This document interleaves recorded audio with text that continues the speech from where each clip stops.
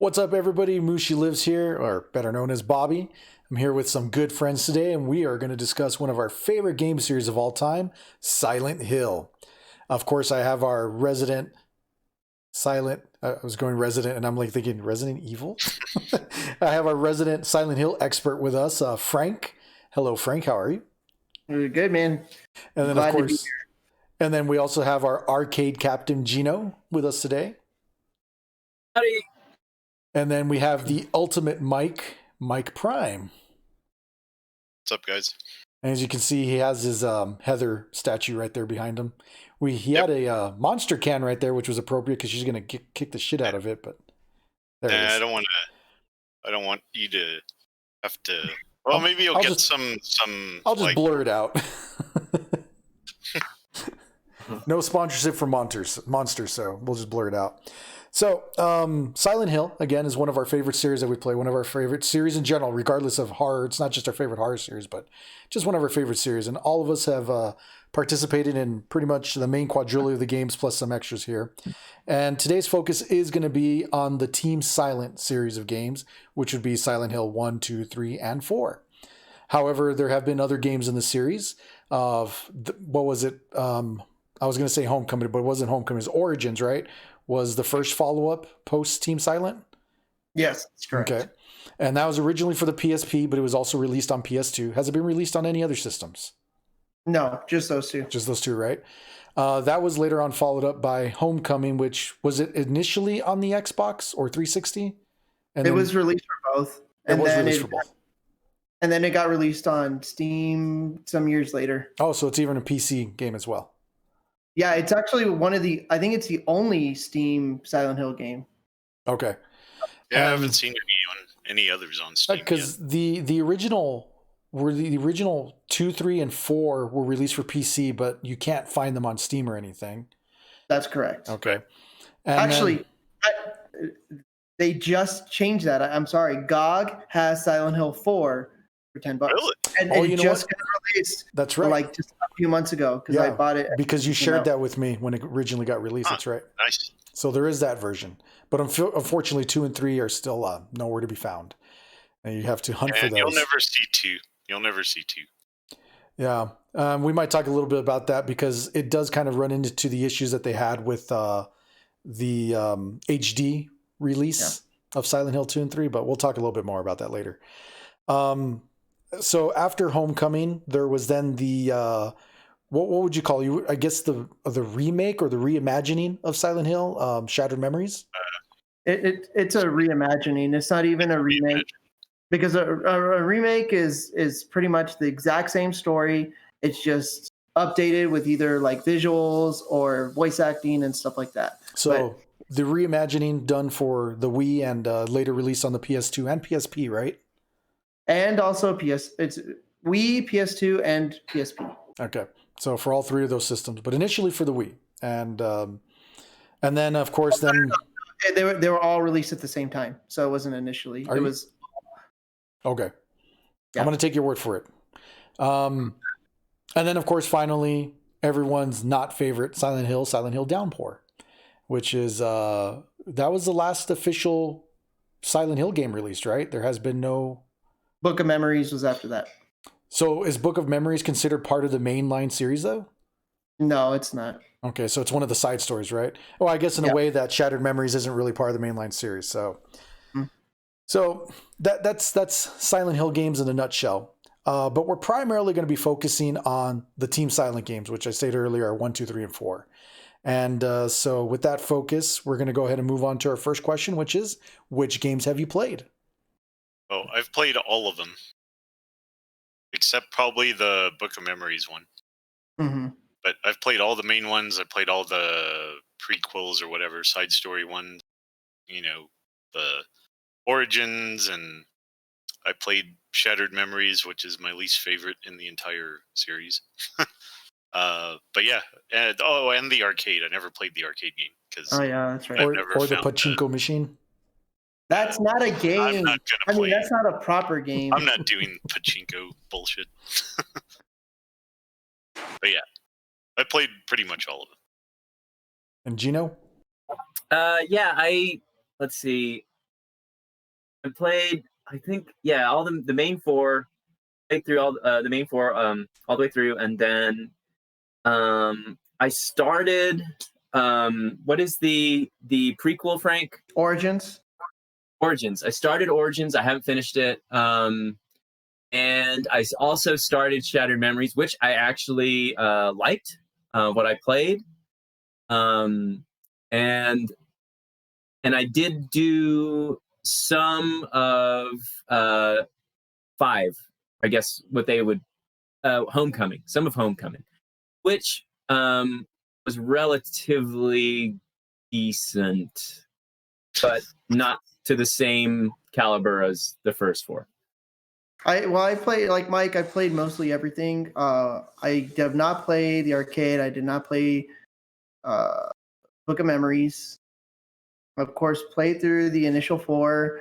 I did play Origins. I did play Homecoming.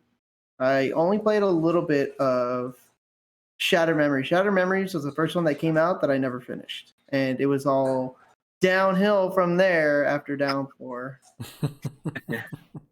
Because Downpour I just did not care for at all. I played it. To me, it felt very clunky.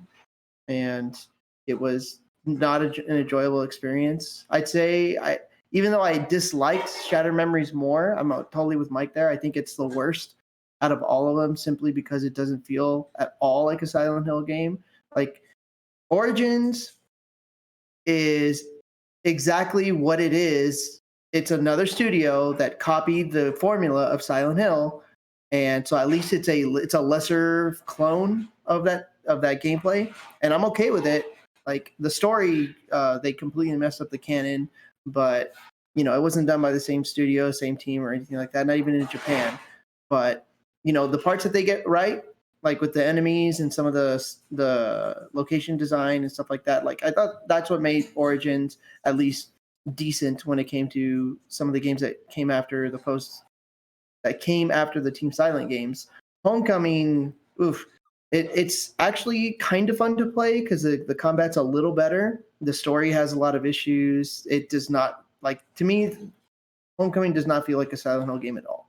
But it's still a decent horror game. It's a decent game to play through. But Shattered Memories, I've kind of mentioned it before when we talked about horror games in general. I don't remember which podcast it was, but where I called it the runaway horror, which I don't like. I'm not really a fan of that type of gameplay, like modern stuff when it comes to like Amnesia or Outlast and stuff. I think it's cool, but it's not something that really makes it fun to play to me. So Shattered Memories, with all the changes in the story and the change in gameplay, it's my most disliked in the series by far. I mean, but then again, I never played Book of Memories. So I think playing a weird dungeon crawling piece of shit. Which, for those of you at home, it is a dungeon crawler. Anyway. Okay, yeah. Yeah. It's supposed to be basically like Silent Hill version of Diablo, but it's very badly implemented. It was not very well received. There are other Silent Hill games in the series. There's some mobile games that we didn't mention that aren't really worth mentioning. Those. Yeah, I don't think those came to They're in US. Japan, and there's some in Europe. I think there's 1 or 2 released in Europe, but we did get one here. We did get one here called Silent Hill: The Escape, and it was on iOS. Oh, okay, that's right. There was that one. But again, Book of Memories is probably the one that broke off from the typical Silent Hill style. My experience with playing Silent Hills, of course, I've played through the first 4. Never played Homecoming, never played Origins. I played and finished and really enjoyed Shattered Memories. I'm the odd man out here. No, because Gino did too. As far as enjoying it. I like Shattered Memories. Well, you say you like it, but you haven't finished the game, so you have to withhold your cheering. Fair enough. Okay, just really quick, Bobby, I got to interject. Homecoming is when they actually really changed the formula for the Silent Hill games. Well, but in the sense that, look, if you look at all the Silent Hill games, they still follow, for the most part, the general third-person gameplay. and where you're typically switching between worlds and you're dealing with monsters and things. So in general, they're still very similar. I think we're with Homecoming. The big change, of course, was with the combat, compared especially to the original 4. Whereas Book of Memories completely changed the formula, is what I'm saying. That's what I'm referring to.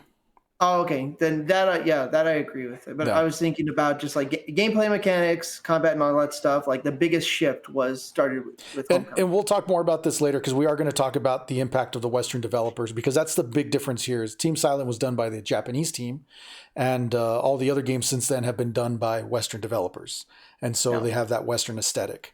Hence, probably the greater focus on combat, but.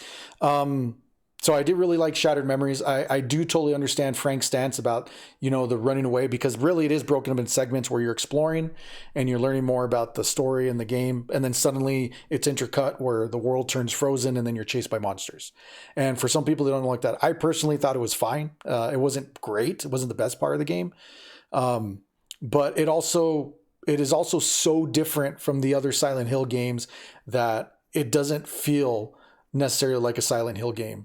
So for the game on its own, I really enjoyed it, but I also understand the perspective is like, it's not, a typical Silent Hill fans game love, because it's very different.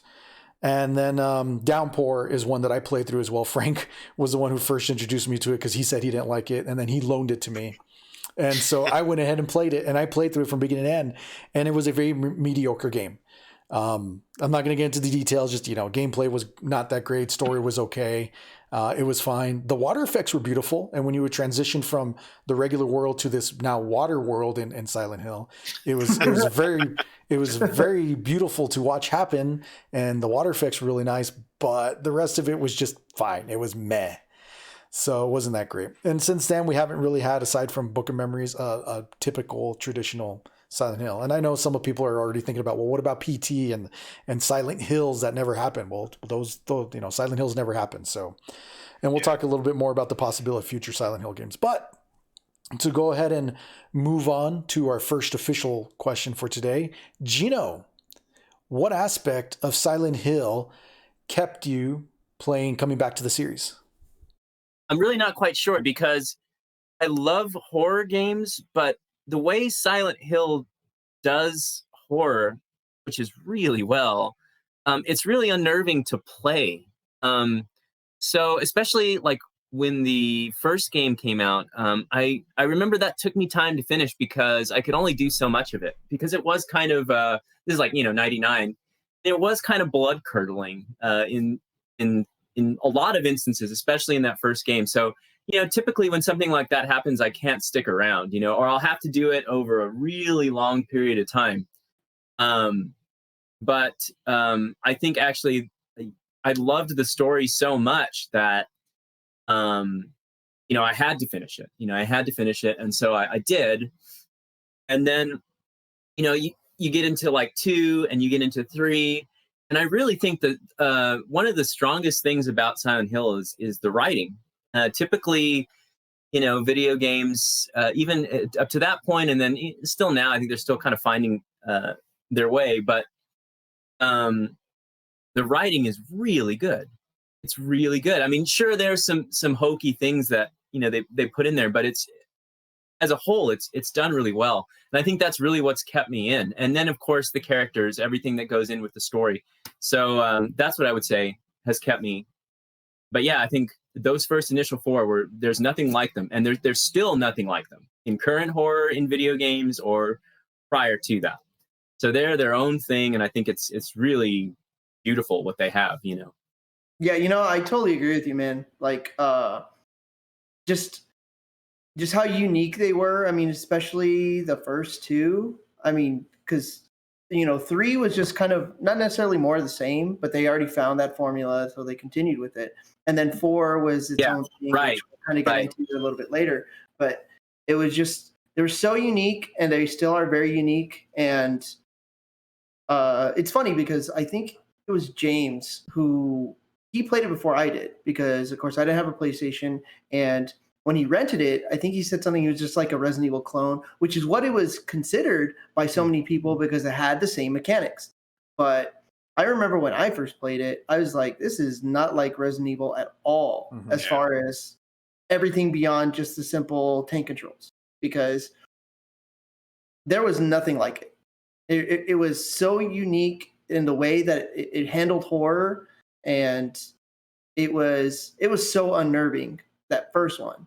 And then with the second one, just that I mean, you think about it, there was only a 2-year difference. I mean, 2.5-year difference between the first game and the second game. And I mean, the storytelling in the first game, I mean, I'm still kind of fucking dumb when it comes to the story. Sometimes I'll be like, I'll have to watch a movie or play a game multiple times to be like, okay, now I see what they were trying to do. That first game, I don't even think I understood the story until probably like a couple years later when I played it multiple times and I read online forums and stuff. And I was like, oh, okay, here's the established timeline and here's what was happening.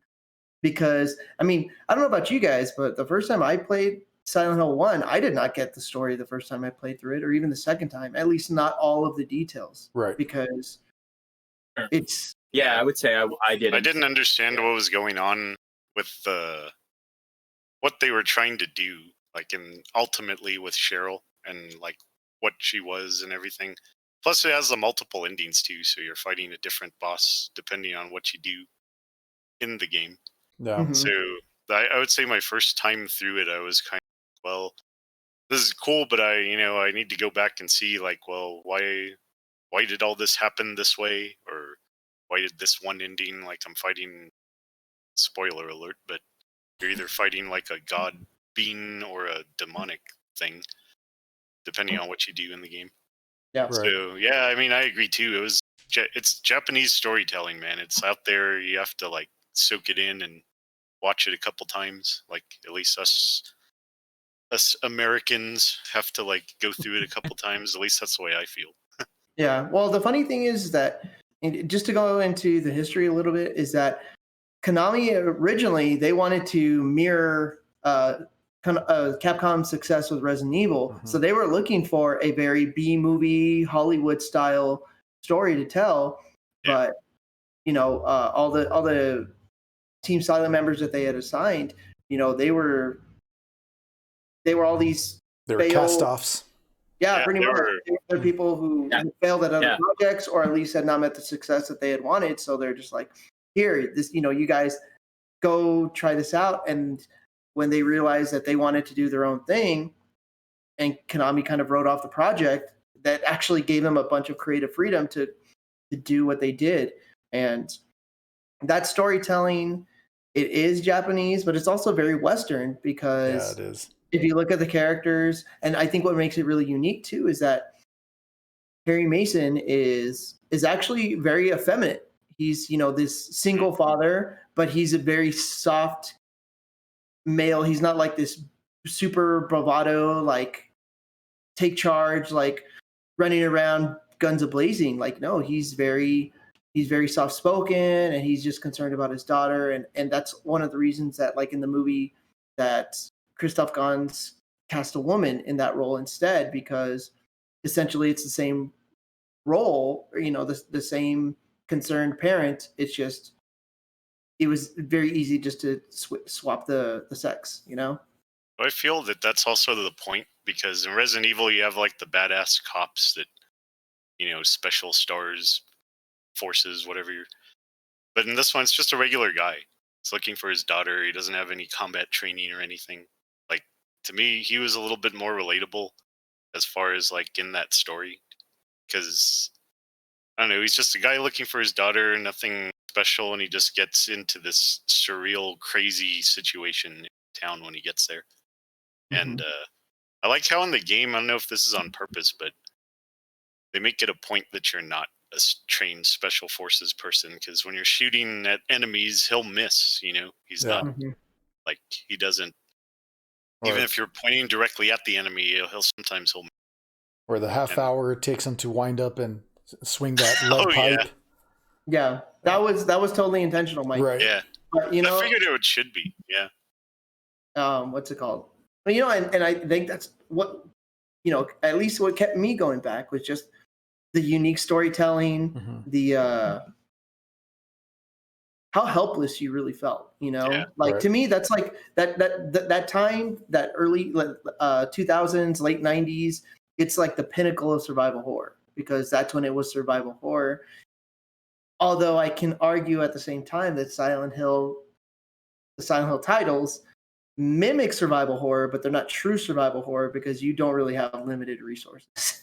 Yeah, true. Dude, you can collect a ton There's- of ammo, And there's no limit on what you can carry. and there's no limit on what you can carry. But But at the same time, they made it difficult for you to find things. I mean, you were always on the move because you were worried that if you stuck around for too long, you're going to get attacked by something. And so unless you knew the game, from the very beginning, you don't know the game. So everything's fogged up. You can't see if things are in the distance. You can't find items easily. And you're just constantly on the move trying to find your daughter. And then they have the radio, right? That plays every time, or that plays off the static every time there's a monster nearby. And it's like, holy shit, there's a monster nearby. I need to get the fuck out of here.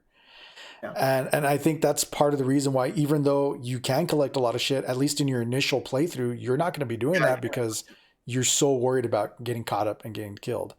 And just that environment in general. Again, the fog, we didn't talk about in this episode, but talked about tons of times that the fog was an accident, right?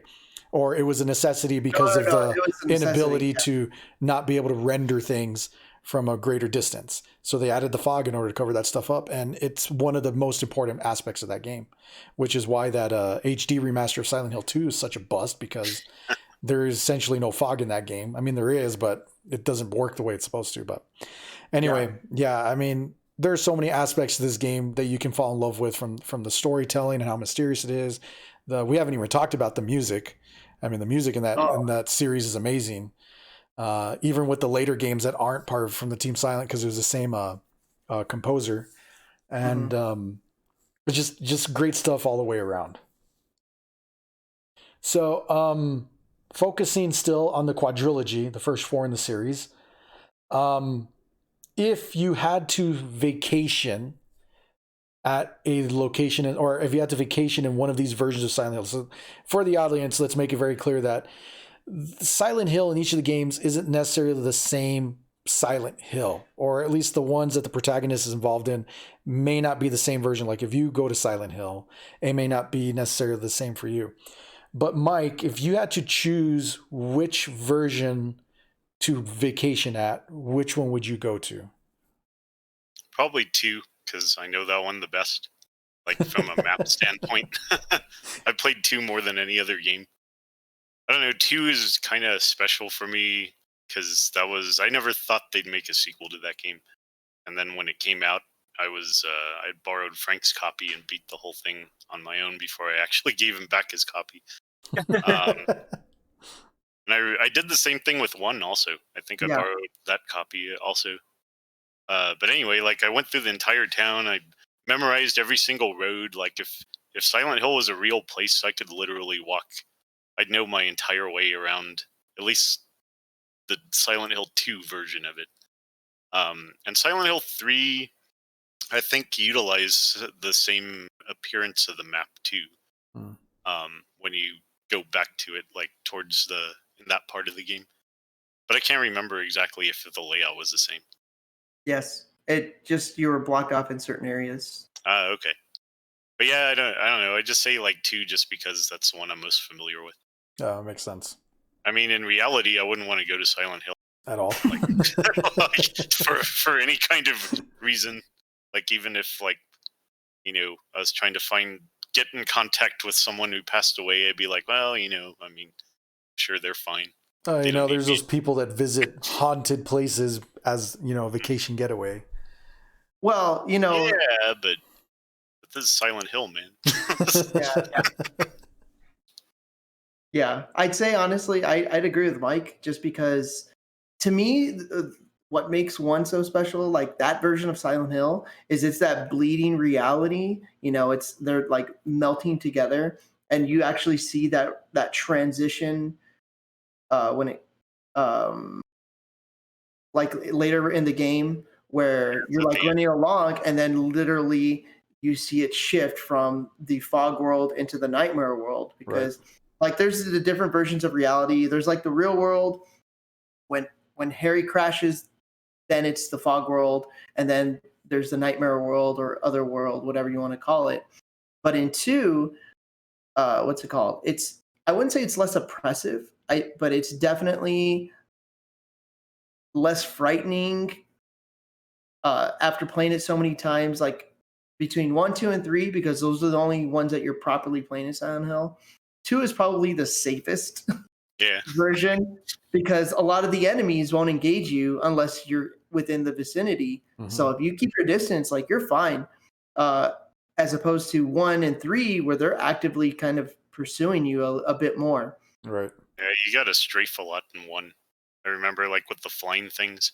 Yes, the air screamers. Yeah, 1 actually gave me more chills than, like, the other games, I think.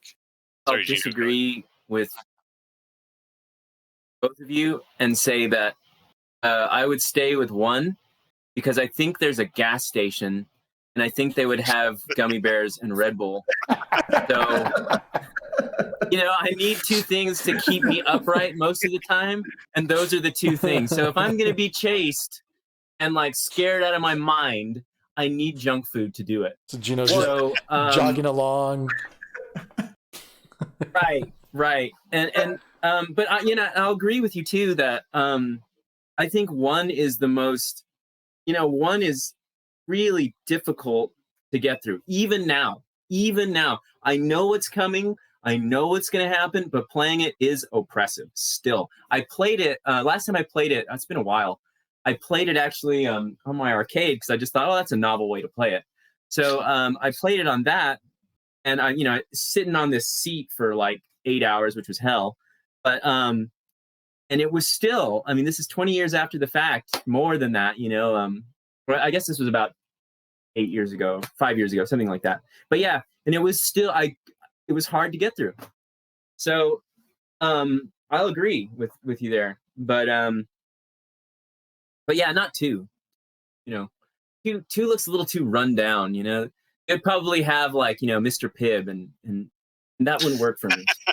Well, it's all the stuff that people don't buy. Yeah, exactly. One thing good and plenty. Who eats that? Not me. Well, they did have what's it called? They had a Happy Burger in 2. Like, that's where you see that. But it's true. What kind of occurred to me is that I saw recently, like, a YouTube video that was talking about Stephen King films, and they brought up the Langoliers, and I was like, I wonder if that would be kind of like Silent Hill, where things wouldn't have taste or anything like that, unless you were in a certain maybe. If you're talking about it from, like, a realistic standpoint, you'd be screwed, because water and food probably wouldn't have anything. But if, like, I was right, yeah. Well, I figure if I'm in Silent Hill already, I don't have that much time to begin with. So let's make it pleasant, like you don't really go back to normal after you go to Silent Hill, right? So if you go back, if you ever leave, I don't know. I'm kind of mind that I think I would stick with Silent Hill 4, just because I'd have an apartment to go back to and lay down in a bed and stuff. That's not Silent Hill. Silent Hill 4 but it's connected to Silent Hill. It's connected, but it's not in Silent Hill. Yeah, but you can still visit Silent Hill and then go back. Hey, that was the first game that trained us how to, like, be in quarantine, though. Like, 'cause that guy can't leave his apartment, it's a perfect situation. That's true. And technically, he's never really leaving his apartment. Oh, man, that was good. That was fun. All right, so on to a more serious question. Which Silent Hill protagonist do you feel most connected to, and why? Frank. So usually in video games, a lot of people do kind of see themselves in protagonists, whereas, like I said, I'm kind of dumb when it comes to stories. So I actually, a lot of times, I feel more like I'm being taken for a ride as opposed to feeling that connection.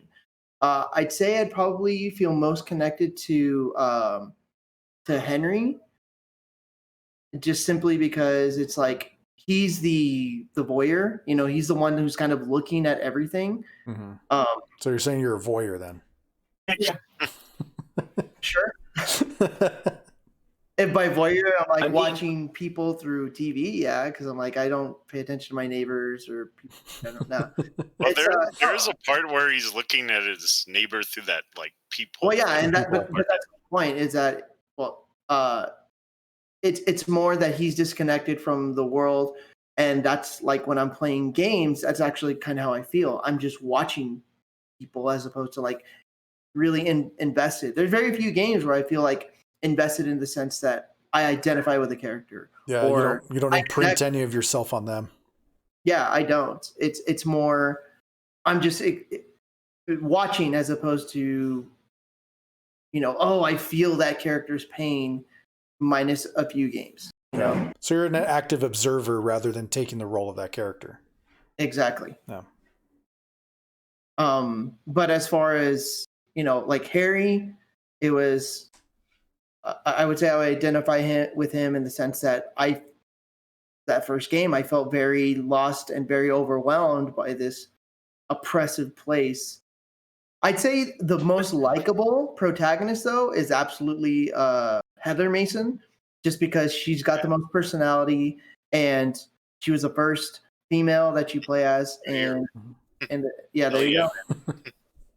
She's such a great character because you really see her flaws, you see her emotions, you sympathize with her, and at the same time, at least I respected her a lot because the way she's reacting to a lot of those situations are not ways that I would. So I would say she's probably the one I identify with the least, but I actually probably like the most. Well, for me, it's anyone that's not James Sunderland, because that guy, by the end of that story, man, that guy's just insane. But yeah, don't worry about spoilers. I think we're good. Yeah, well, I mean, he killed his wife, and that's why he's in there. Silent Hill. But I'd say probably also Henry, just because, kind of like what Frank said, it seems that like that would be how I would react in that situation with him anyway. Because from him, it's like just a way for you to experience the story that he's going through. And the fact that part of that is in first person whenever you're in the apartment is interesting. Because, you don't actually see the character until, at least I don't think so. You don't see the character until the first time you go through that hole in the wall. The tunnel, yeah. Yeah. So, but he's like, he seems like a character who's genuinely trying to escape and figure out what's going on. He has to help his neighbor, like later on in the game.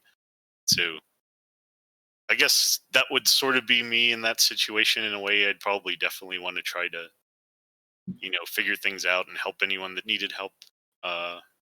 Probably maybe also, what's his name from the first game? Harry Mason. Harry Mason. Yeah, because he's just, like I said earlier, he's just a regular guy, and he's been thrust into this situation. Yeah. I do like Heather a lot, but yeah, I would not be as calm as she is in some of those situations.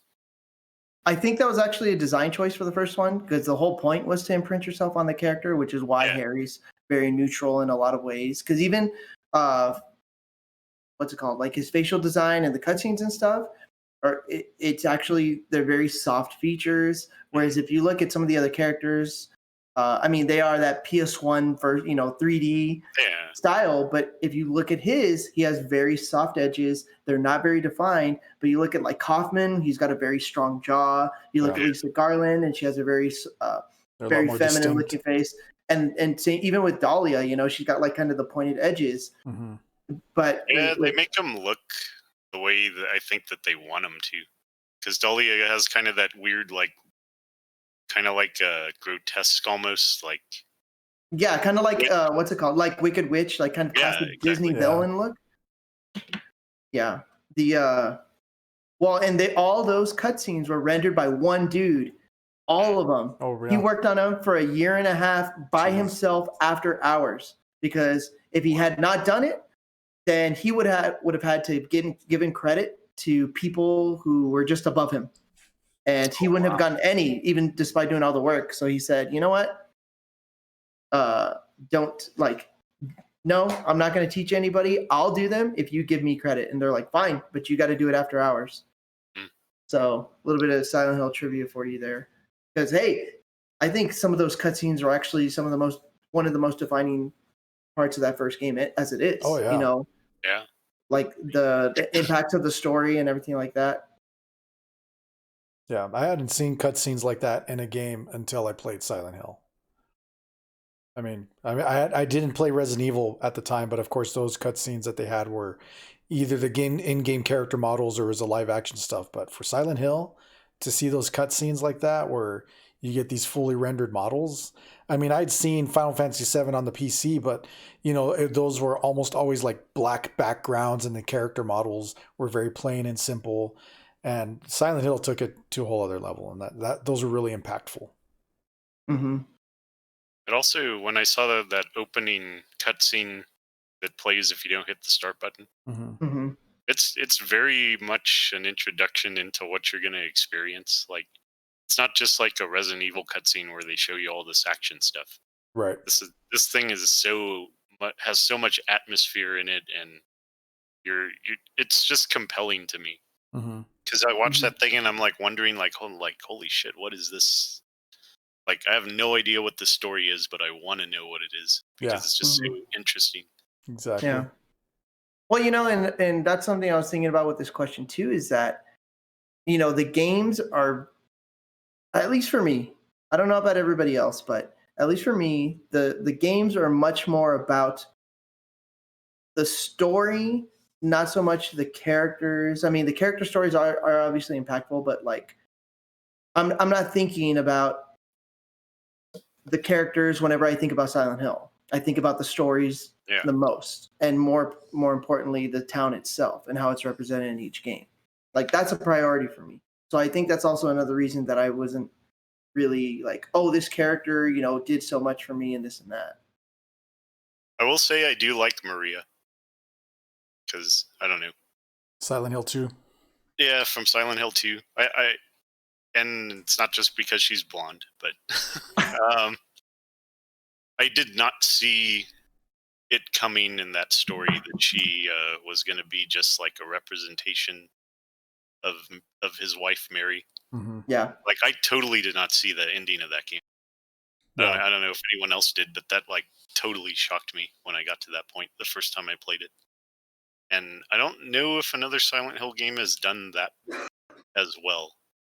Well, like, in terms of storytelling. I mean, maybe 3, but to me, Silent Hill 1 and 3 are kind of the same game, like in terms of story anyway. Because they're direct. They're literally like tied to each other. Right. Yeah, and that's the thing. We haven't talked about that. Just like for those of you who don't know, Silent Hill 2 is really a standalone title from the rest of the games. Well, so is 4, really. 1 and 3 are really the only ones that were 3 is a direct follow-up to 1 because Heather Mason is the she's not Cheryl Mason. She's like the what would you describe her as?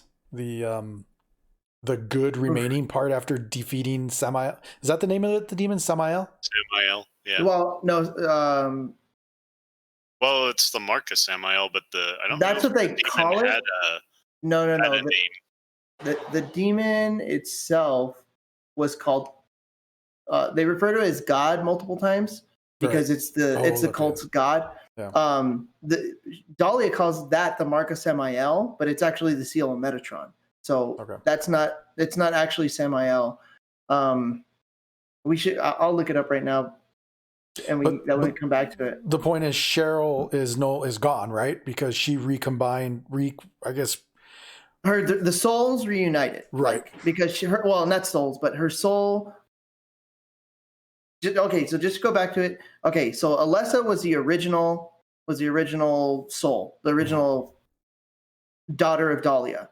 When they tried to birth God through Alessa, she magically, because she had magic powers, literally, she split her soul in half and created this baby that popped up just randomly on the side of the road. And Harry and his wife, I forgot what the hell her name was, they found her, they cared for Cheryl, and then the reason that they decided to return to Silent Hill is because Cheryl, her soul, her half of the soul, was called back by Alessa because she was in constant torment, and the only way she could get relief was if the souls were reunited. Yeah. And Yeah, then the halves. And then that ends up causing the birth of whatever the demon's name is, right? Yes. And then so when you destroy it, you're left with Heather.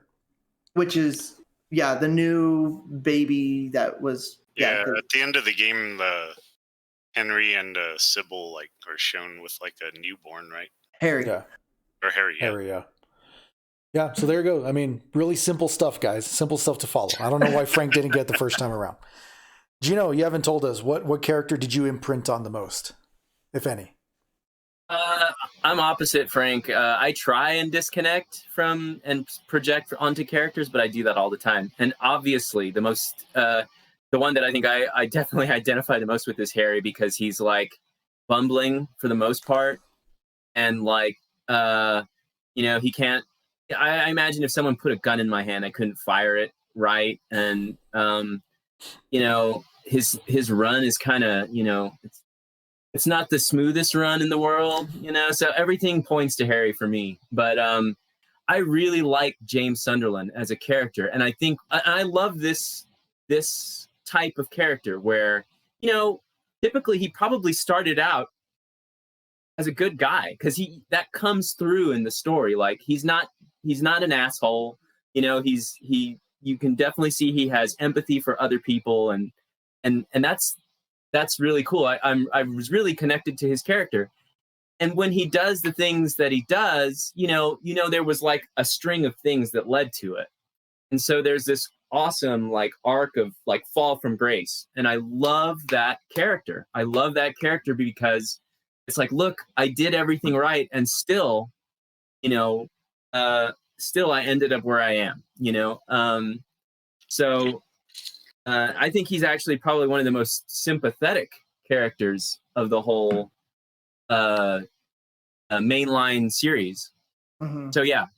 But I would go a close second to James Sunderland. So I would disagree on the sympathetic part, because to me, James, to me that's kind of the point where, in the case of Silent Hill 2, the Silent Hill you're at is of James's own creation because of the guilt he feels. So for those of you at home who aren't familiar with the story, basically what it comes down to is James's wife, Mary, was sick. And as she died, there's nothing he could do to help her except end her life. But also he developed frustration because, there's a lot of sexual references in this game. You got Pyramid Head with that, I guess, semi-rape scene with the leg things, right? And then you have the sexy nurses. And so you have a man whose wife is dying, who he can no longer have any kind of sexual interaction with. And so there's this pent up frustration, sexual frustration that's coming from him, which is reflected and resentment, where in a way he starts blaming her because now he can't have a normal life because she's dying. And so him killing her now becomes less him feeling sorry for his wife and more him feeling sorry for himself and wanting to move on with his life, which is why he ends up in Silent Hill. So for me, because he's made these choices, I don't find him sympathetic. I don't know. I still do, because I think it's I think that's more true to life than, this unflinching loyalty. I think that would probably be that's more real. I'm not saying he's the greatest dude ever, but I would definitely say, if I was in that situation, I don't know if I would feel the same way. I would like to say, yes, I would not, but who knows? And that's the beautiful thing about that character, to me, and where he crosses that you the can line. still have sympathy for him at the same time. But to me, where he crosses the line is the fact, you can feel sympathy for a guy who's sexually frustrated because his wife's dying and he doesn't know how to deal with that trauma, doesn't have the support he needs. But then he takes that next step where he then kills his wife so that way he can no longer feel that pain. So he doesn't do it for her. He does it completely for himself. But again, I don't know. I don't know that that's true either. Well, I felt sympathy for him going up to that revelation. Right. And then once you realize that, I don't even want to say that I did or didn't feel sympathy for him. I was just so blown away by the revelation of that I was just curious what was going to happen at that point.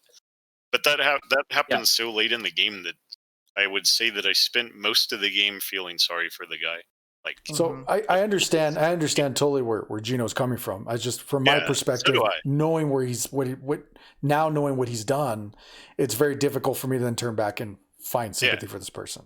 Because I wouldn't be able to identify with him at that point, because I hope I wouldn't be capable of that level of like humanity. But you never know, so that's the thing. Unlike Heather, who honestly, I probably felt more in line with what Heather was going through, because she's dealing with all these things. Like, to me, I think Silent Hill 3 is also an attempt at a coming of age story, where she's discovering who she is and learning about herself. And unfortunately, there's all this dark shit that's been happening to her that she has no control over. It's just suddenly she's thrust into this world and she just has to deal with the consequences, and she comes out a better person for it.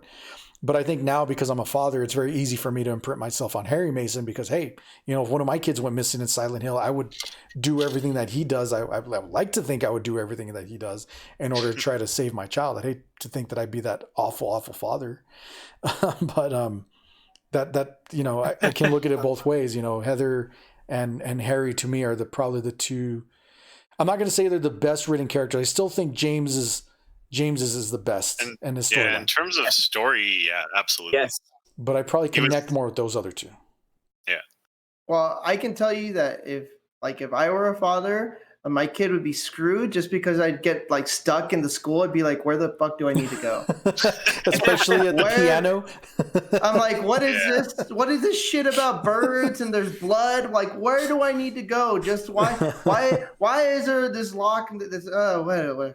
Wasn't there a point when we were playing that game and we couldn't figure something out, and there was a door right there, and it took us hours. Yeah, it was in nowhere. And actually, we recruited James. Because James is really good at puzzles, especially during that time. And we're like, dude, because in this puzzle, there's animals and stuff, and it had numbers underneath them. And I thought it was a much deeper puzzle than it was. So I thought it had to do with Zodiac and stuff. So I'm looking up Zodiacs and the dates and all this stuff. And I'm like, man, because it had Gemini and it had all this stuff. And a complicated ass description, because it had this whole Zodiac themed thing that seemed like something you had to decipher. Yeah, exactly. And so Mike and I were like, what the hell? Because you have to, it's 3 digits, 1 through 0 through 9, and you have to figure out each digit. And it did have a character above each one. And I'm like, what the hell is it that we have to do? And we're just kind of taking stabs. And James, I think he spent probably 20, 30 minutes on it. And then he's like, it was really fast. He's like, I think it has to do with the limbs. Because if you look, it's it's saying 8 limbs, and there's 2 twins, and it's like, oh shit, well, let's try that. And the only one that we really couldn't figure out was the 2 dolphins. But it's dolphins don't really have limbs, because they have fins. 0. So it's 0, and it's oh, that solved the puzzle. So that's what I'm saying. If I had a kid that I had to go find, I'd be fucked. And the piano, unless you had James with you. I still don't understand the piano, though. I do. Do you?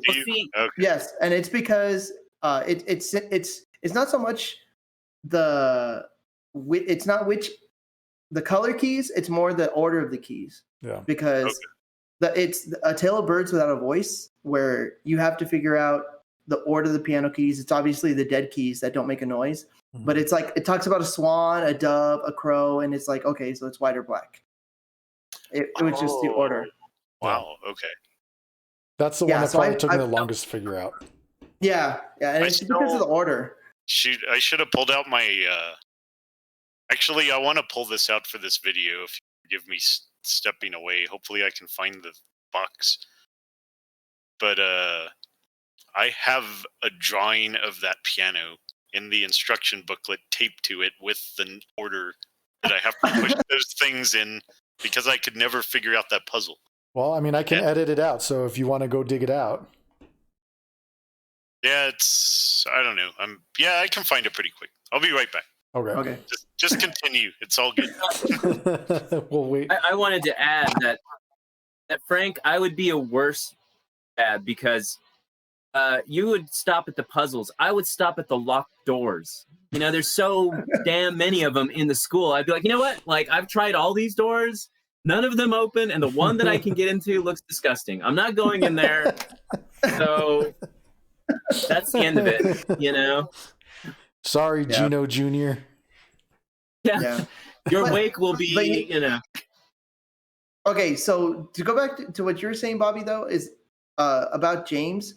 I still think he's very sympathetic.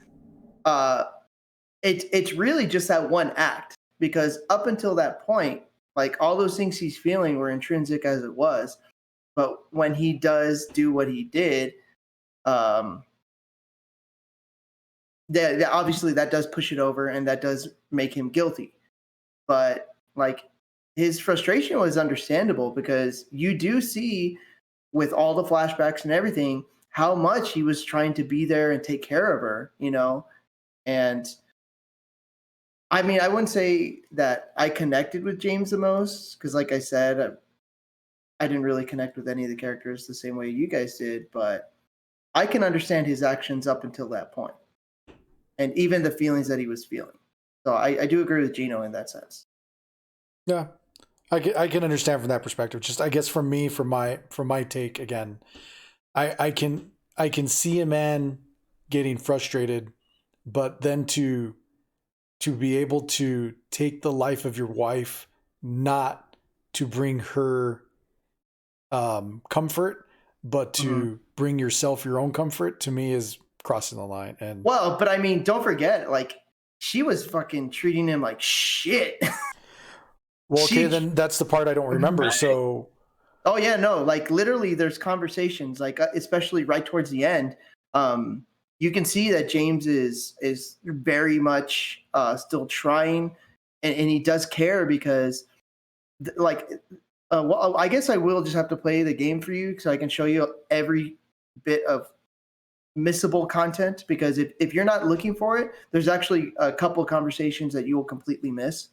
And also same with notes and stuff like that, where you do see a lot more of James's frustrations and his psyche, and also what he was doing, and also stuff that you probably just don't remember. yeah, well, it's been so long since I've played through that game. So, but I mean, I'm always open to it. I mean, that's what makes these games so good, because there's always more information than what you realize is there. You know, when you play through it, even multiple times, it always seems like there's something else to find. But Right. yeah. Well, I guess I'll have to dig through some other boxes because I couldn't find it. Oh, well.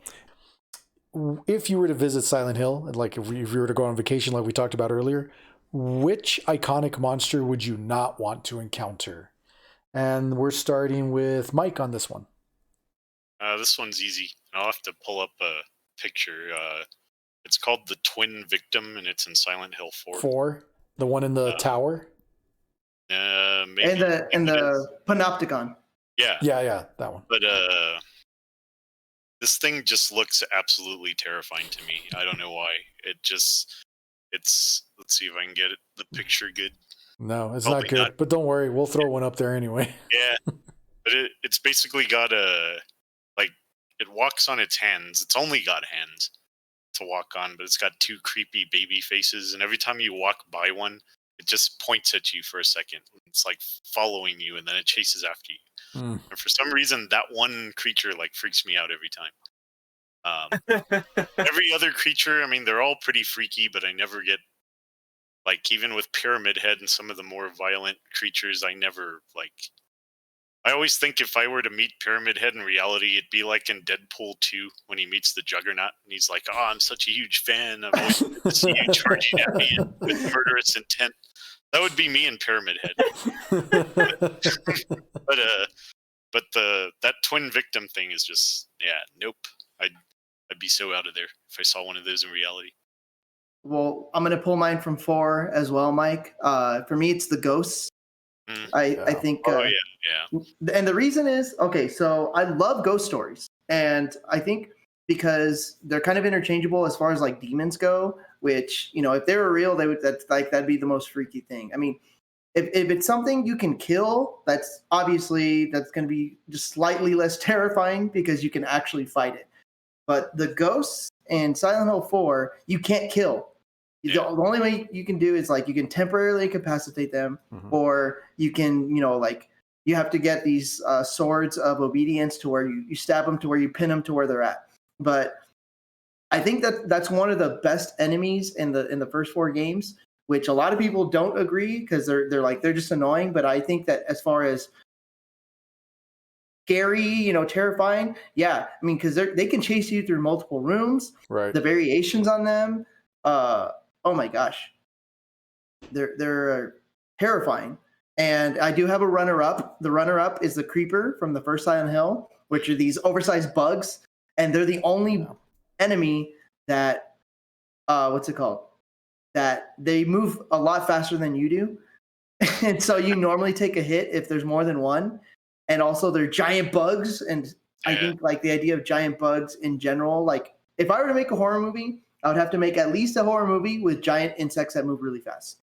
And I don't think they set off the alarm too, the radio that you're wearing. I think they do, but they move so fast that it probably takes a little bit before it really comes up, because as soon as you enter a room, they go right for you.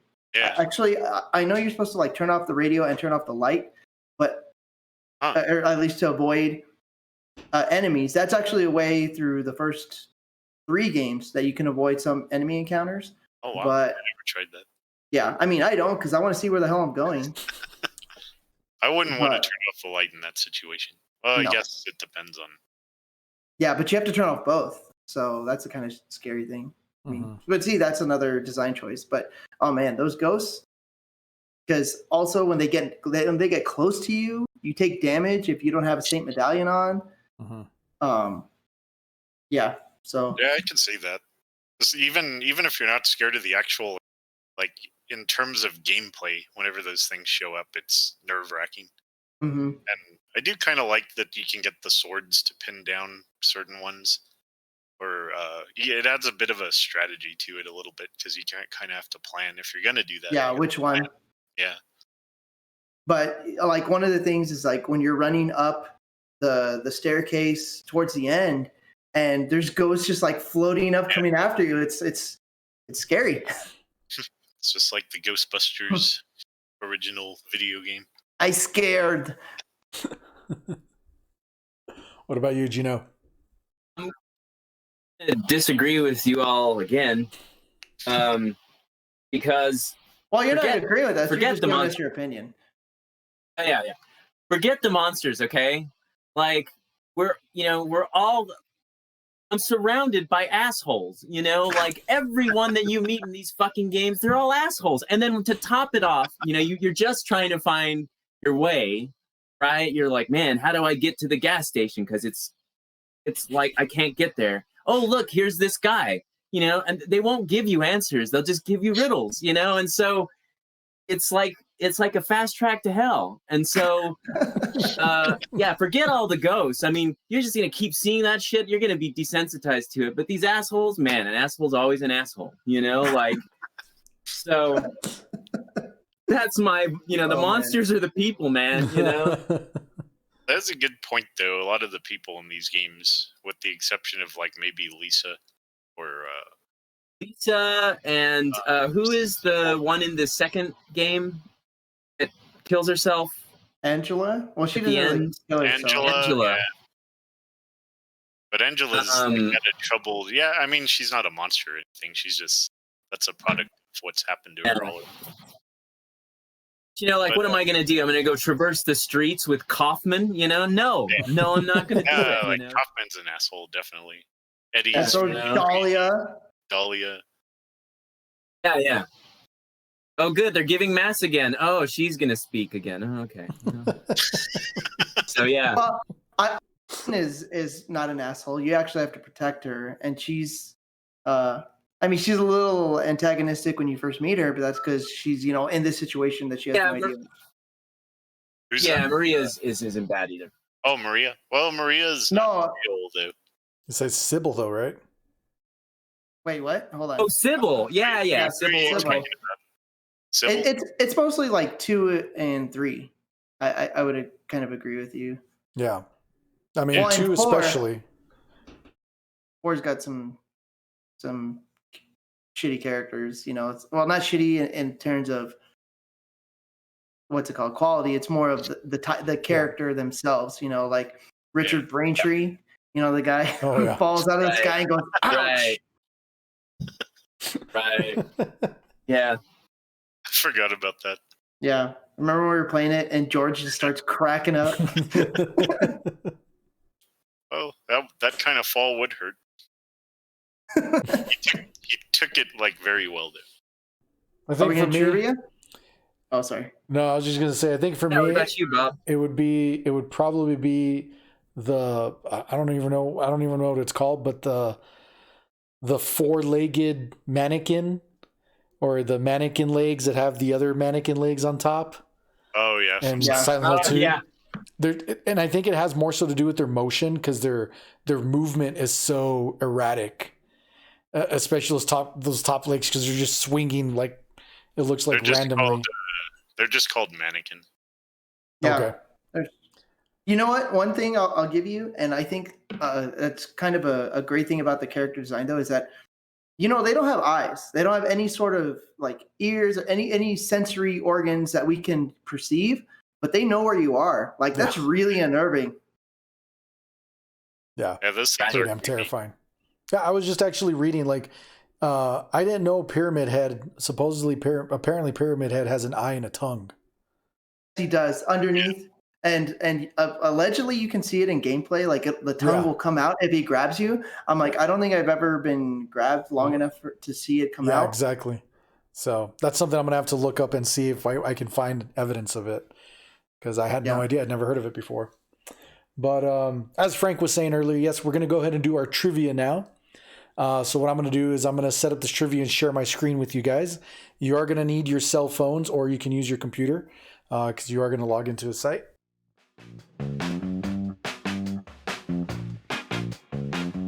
Quiz Hotshot. All right, ladies and gentlemen.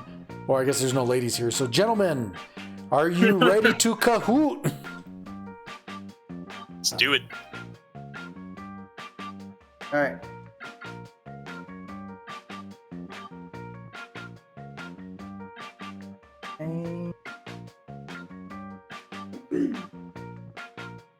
Who composed the soundtrack for a majority of the Silent Hill games?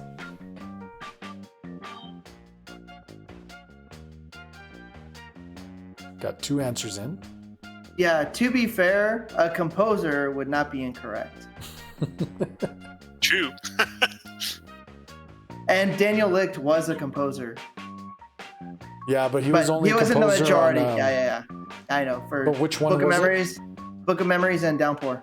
Oh, he also did Book of Memories? I thought he'd only done Downpour. Okay. Nope, he did both.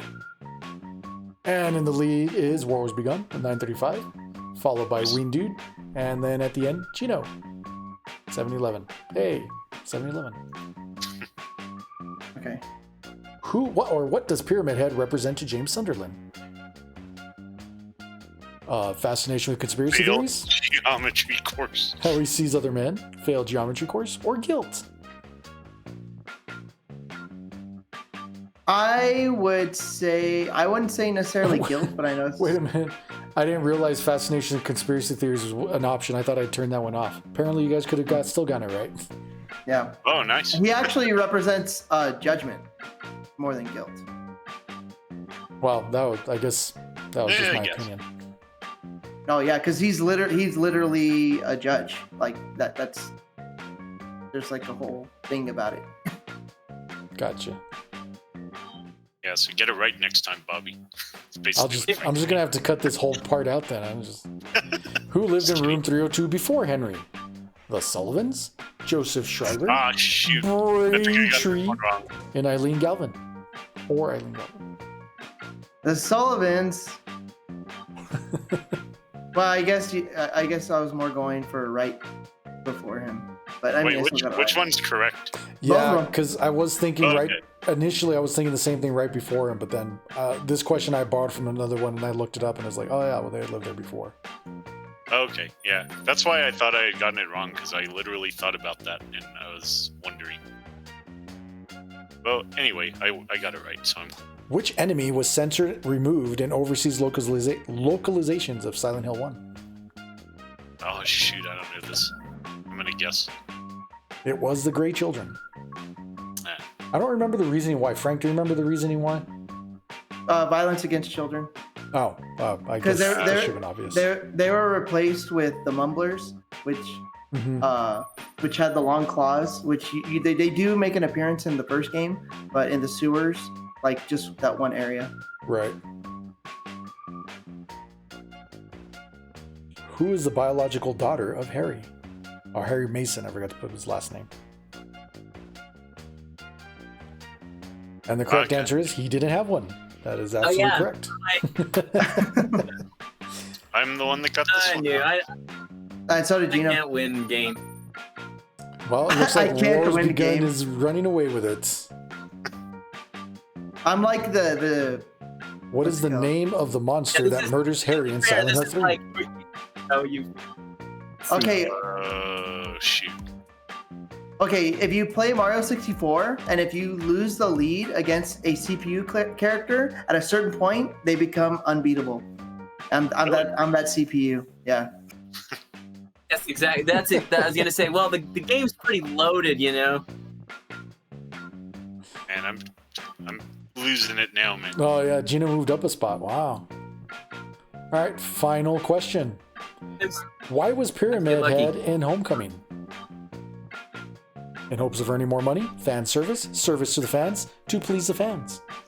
Oh shoot! I clicked all on those are correct. All those are correct. They I'm an are idiot all because correct. I literally clicked on the Discord answer before I clicked on the. All right. So, of course, everyone got points on that one. That was more of a bonus question. Won. So, Ween Dude was in third place. Second place, we got Gino. And in first place, with no doubts, War Was Begun. Thank you, gentlemen. Thank you, gentlemen, for playing our Silent Hill quiz. Your prize, It's a race, I win. Your prize is my complete respect for you until next episode, which I will have none. Nice. All right, let's go ahead and get back to these final questions.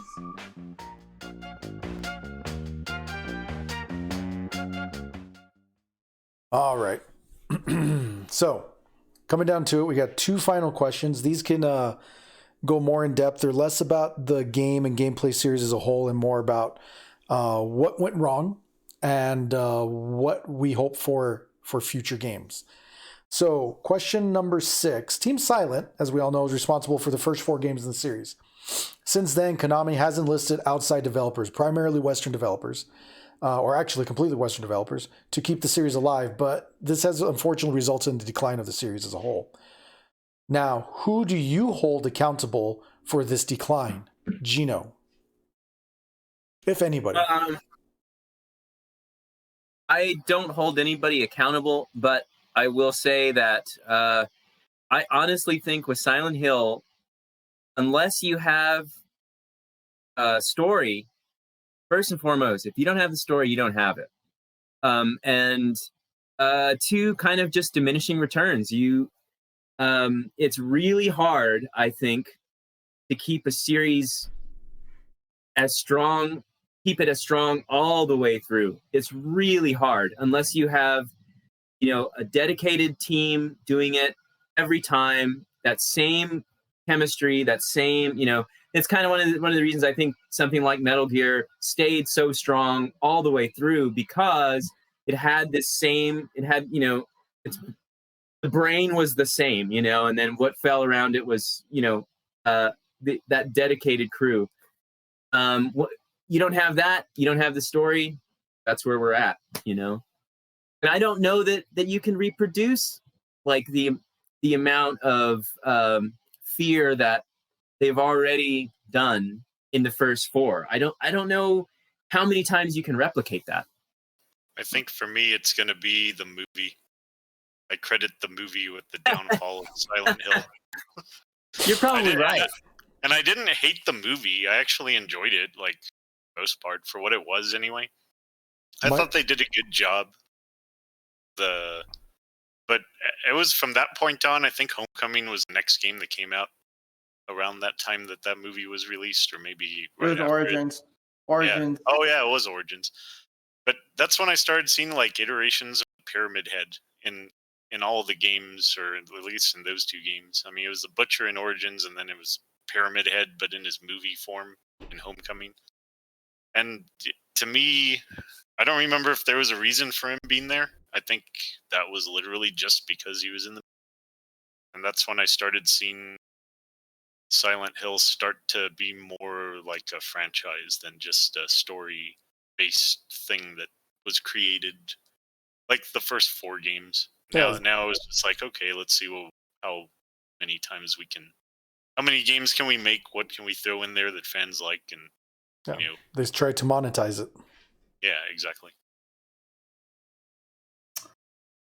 Well, I agree with Mike. It's kind of the same thing with what happened with Resident Evil for a little bit after the movies came out, where it's like we gotta have backflips. Like, why not?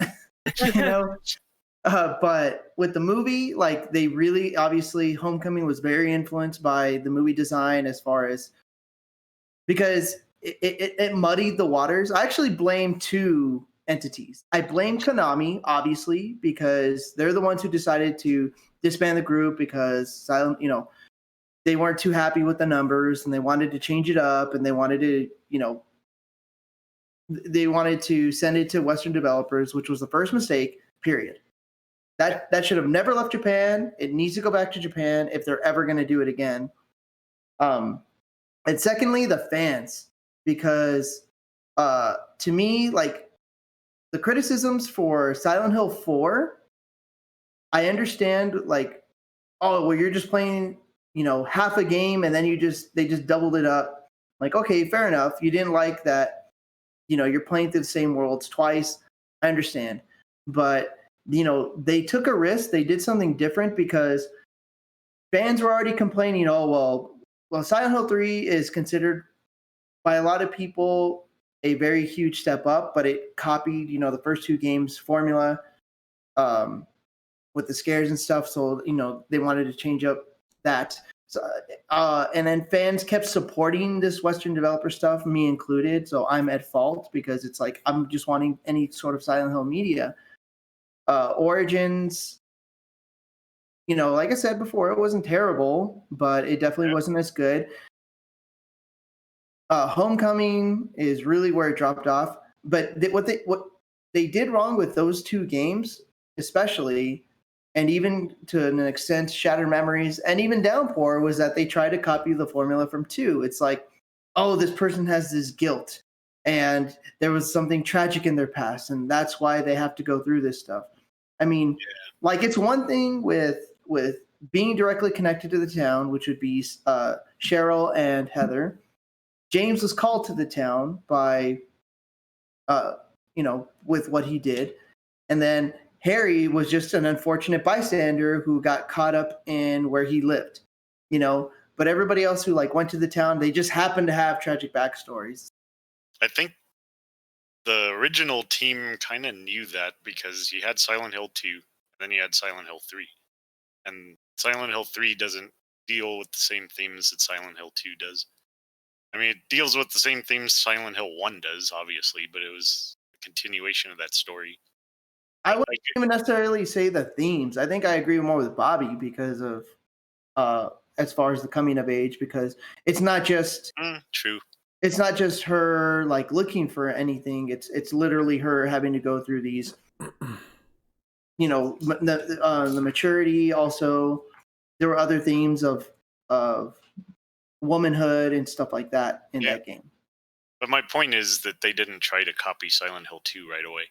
Yes. That didn't start happening until it started being westernized. Exactly. And because they saw the success of the second game, then it's like, well, we can just copy that formula. Exactly. I will actually argue that if you were to take those away, I think Origins and Homecoming would have better stories, because Origins, the fact that if they had, of course, lined it up more with the canon, and he just happened to be a trucker without the stupid Silent Hill 2 influence backstory.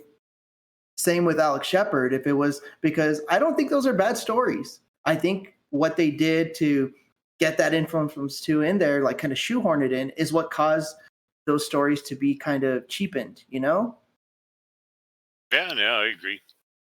Because I didn't hate the games. I didn't play Downpour, honestly. But not even worth talking about. Yeah. But I played Homecoming and Origins all the way through. Mm-hmm. And I didn't hate them. I just didn't think they were as good as the first 4. Yeah. Well, but to me, they weren't bad. Well, they just weren't good. I'd say I'd say even Origin is not good. It's just okay. It's definitely one I would actually say, yeah, you should play it. Just try it out. Homecoming, I would say no, not as much, for the reasons that I mentioned, but also because what's it called? Because it was so visually influenced, and they muddied the. Oh, that's what I was going to say. So another reason I blame the fans is because so many fans love the movie that's why they're like, the movie was such a success, we're going to use those elements in the games. And it's like, oh man. So even fans these days, especially if they started being fans after the movie, they're like, oh, Silent Hill, the game, was based on Centralia, Pennsylvania. It's like, no, it wasn't. Literally, they say in the movie that's where they got the influence for that version of Silent Hill, and that's exactly where it got its origin. In the original game, they literally say in the cutscenes, I can't believe it's snowing this time of year. Like, it's snow, it's not ash, but, Yeah. Yeah, I don't like what the movie did to the franchise, because then it changed everything, like in every game. I'll say that the kind of what I was saying before, but like, because Silent Hill 1 is a hateful game. Like Downward Spiral is a hateful record. And but what's beautiful about it is it's that extreme. It's that extreme. And so you walk away feeling just disgusted, and I would say that carries from 1 to 2, less with 3 for me, but 4 is just God. I mean, by the time you're in 4, it's so oppressive, and it's so just disgusting in how it makes you feel and how oppressive it is. How are you going to do it again? How are you going to do it? How much more can you push it? Well, but that's my, like, because Bobby had mentioned PT earlier, and some people, a lot of people, a majority of people were excited for it, and I was one of them. But some of the more purists were like, well, it's not even Silent Hill anymore. And I'm like, you know what? But they're taking it in a direction. What they've done in the new directions that they did take it in were just more derivative of what came before. So I would like to see it in this completely brand new direction. And if I hate it, I hate it. If I love it, cool, even better. But, with them trying to repeat so much of it before, it's like, I want to see something new. I don't want to see Silent Hill 2 remade over and over again. We are starting to hit onto our next question.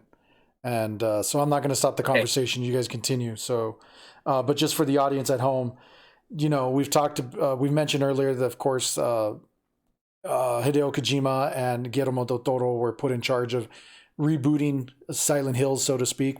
And they started out with the PT demo. And now there's rumors abound that Konami is supposedly working with Hideo Kojima again to try to get it off the ground. Nothing, to my knowledge, has been confirmed yet. No. But this brings us to really the next question is, so what would you like to see in a new game, which has kind of been addressed, but I think what you guys are really talking about is what you fear will come to pass. So let's start talking about that in more detail. What is it that you want to see in the next game, and what are you afraid of? I think I'm good. I don't want any more. I really don't, because I think the closest thing I would want is if this isn't going to happen, so they would like bring back Team Silent, and they would just remaster 1 and 2 and 3, or the first 4 games. And that would be enough for me. I think that encapsulates all the highs, and you could see it like in HD or whatever. Anything else, it's just going to be this, unless, like PT was so brilliant. I mean, it really was. And I would really love to see what they could do with that. But at the end of the day, I think I would still be disappointed. PT did not disappoint. Let me get that straight. But, I would rather just forget the glimmers and just say, I already had it. So whatever you can give me that will just make me let me play it on modern consoles, I'm good. So let me point something out that Gino was talking about, wanting an HD re-release of the first 4 games. The difficulty with that, which we experienced with the HD collection on PS3 and Xbox 360, the source code is incomplete. That was a problem with 2 and I think also 3, where the team that had to do that HD collection literally had to fix the missing source or replace the missing source code in order. So Konami, I mean, we come back to the previous question with who do we hold accountable for the failings of Silent Hill? Well, for me, it's Konami. Konami's the one who holds the rights. They're the ones who are responsible for maintaining their system. I didn't put in any questions, but I pulled up, lifetime sales numbers of these games. None of these games has broken 1 million sales as far as that's copies. not true. Silent Hill 2. It's now at 1 million. Silent Hill 2 hit greatest hits, and I think the lifetime sales for Silent Hill 2 were 2 million, if I'm not mistaken. Granted, it is across multiple platforms. That's what I was going to ask. So even that 1 million is on one platform, or is that still across multiple platforms? Because the first one I think hit 1 million because it became right. Gino, didn't the first one hit 1 million? I think so. Okay, like over the lifetime. Where are you getting your numbers? Where are you getting your numbers? So there's a couple websites where the numbers are slightly different. The one I'm looking at right now is a GameFAQs site. And they have links to where they got their numbers from. But they're showing lifetime sales for the original Silent Hill to be just over about 850,000. For Silent Hill 2, only on PS2, they're showing it to be about 600,000, between 600 and 650,000. That does not seem right at all. Okay, well then, if it's not, then we need to find better numbers because the one thing I do want to point out. Well, hang on, let me finish here, guys. No, I was going to say the one thing I do want to point out. The whole point of this is that Silent Hill 1 and Silent Hill 2 sold well.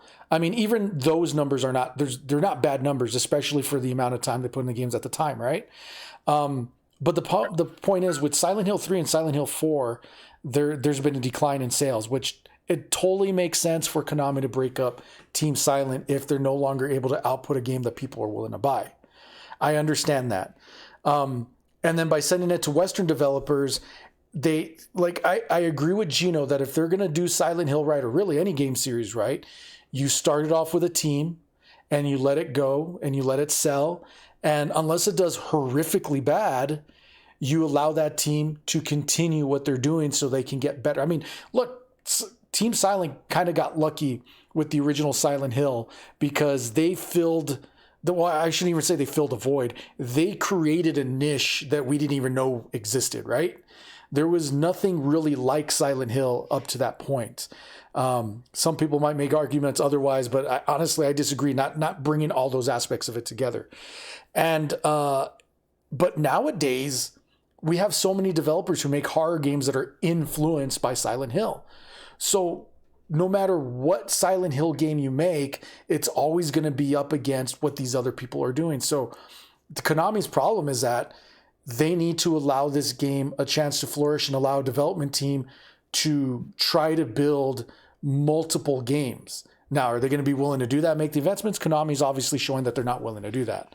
And so if that's the case, then that's the case. And I agree with Gino that, Konami should allow the series to just let it rest until someone's willing to come up and bring them a deal that satisfies Konami, that they can then move forward, whether it's a Western developer, a Japanese developer. But anyway, okay, sorry, go ahead, Frank. Just one thing. Wait, one thing. I also meant more like give it to somebody like, if you can include as like on the side all of the original members as like touchstones, they could talk to them. But I would give it to somebody like Blue Point and just do a total remaster, but following all of the tenets of what they did in 1 and 2 with nothing extra, just all the points, nothing added. What did Blue Point do? Jeez. They've done like Dark Souls. They're supposed to maybe be doing Metal Gear. Well, they also did the Shadow of the Colossus, didn't they? I thought From Software did Dark Souls. Oh, they did Shadow of the Colossus. Yeah. No. So Blue Point did the remake for PS5. Or the new remake that just came out recently for PS4. Oh, Demon PS5. Souls. Okay. Demon Souls, yeah. Okay. Demon's Souls. Demon's Souls. Okay. Dark Souls. I'm sorry, whichever one it is. Yeah, Demon Souls. Yes. Okay. So one thing. Okay. The only reason I wanted to bring that up is because there's the rumor for the past year has been that there's actually 2 Silent Hill titles in development. One is a soft reboot / remake. It's not confirmed, but it'd be taking it back to the series origins, and not Silent Hill origins, but just back to the roots of the Silent Hill story. And then the other one would be a title that's more like Until Dawn, where it's more that interactive media. And those are the 2 rumors. And another rumor is that yes, some of the original members of Silent Hill, Team Silent, are working on at least the original reboot title or whatever. That's the rumors. I don't know.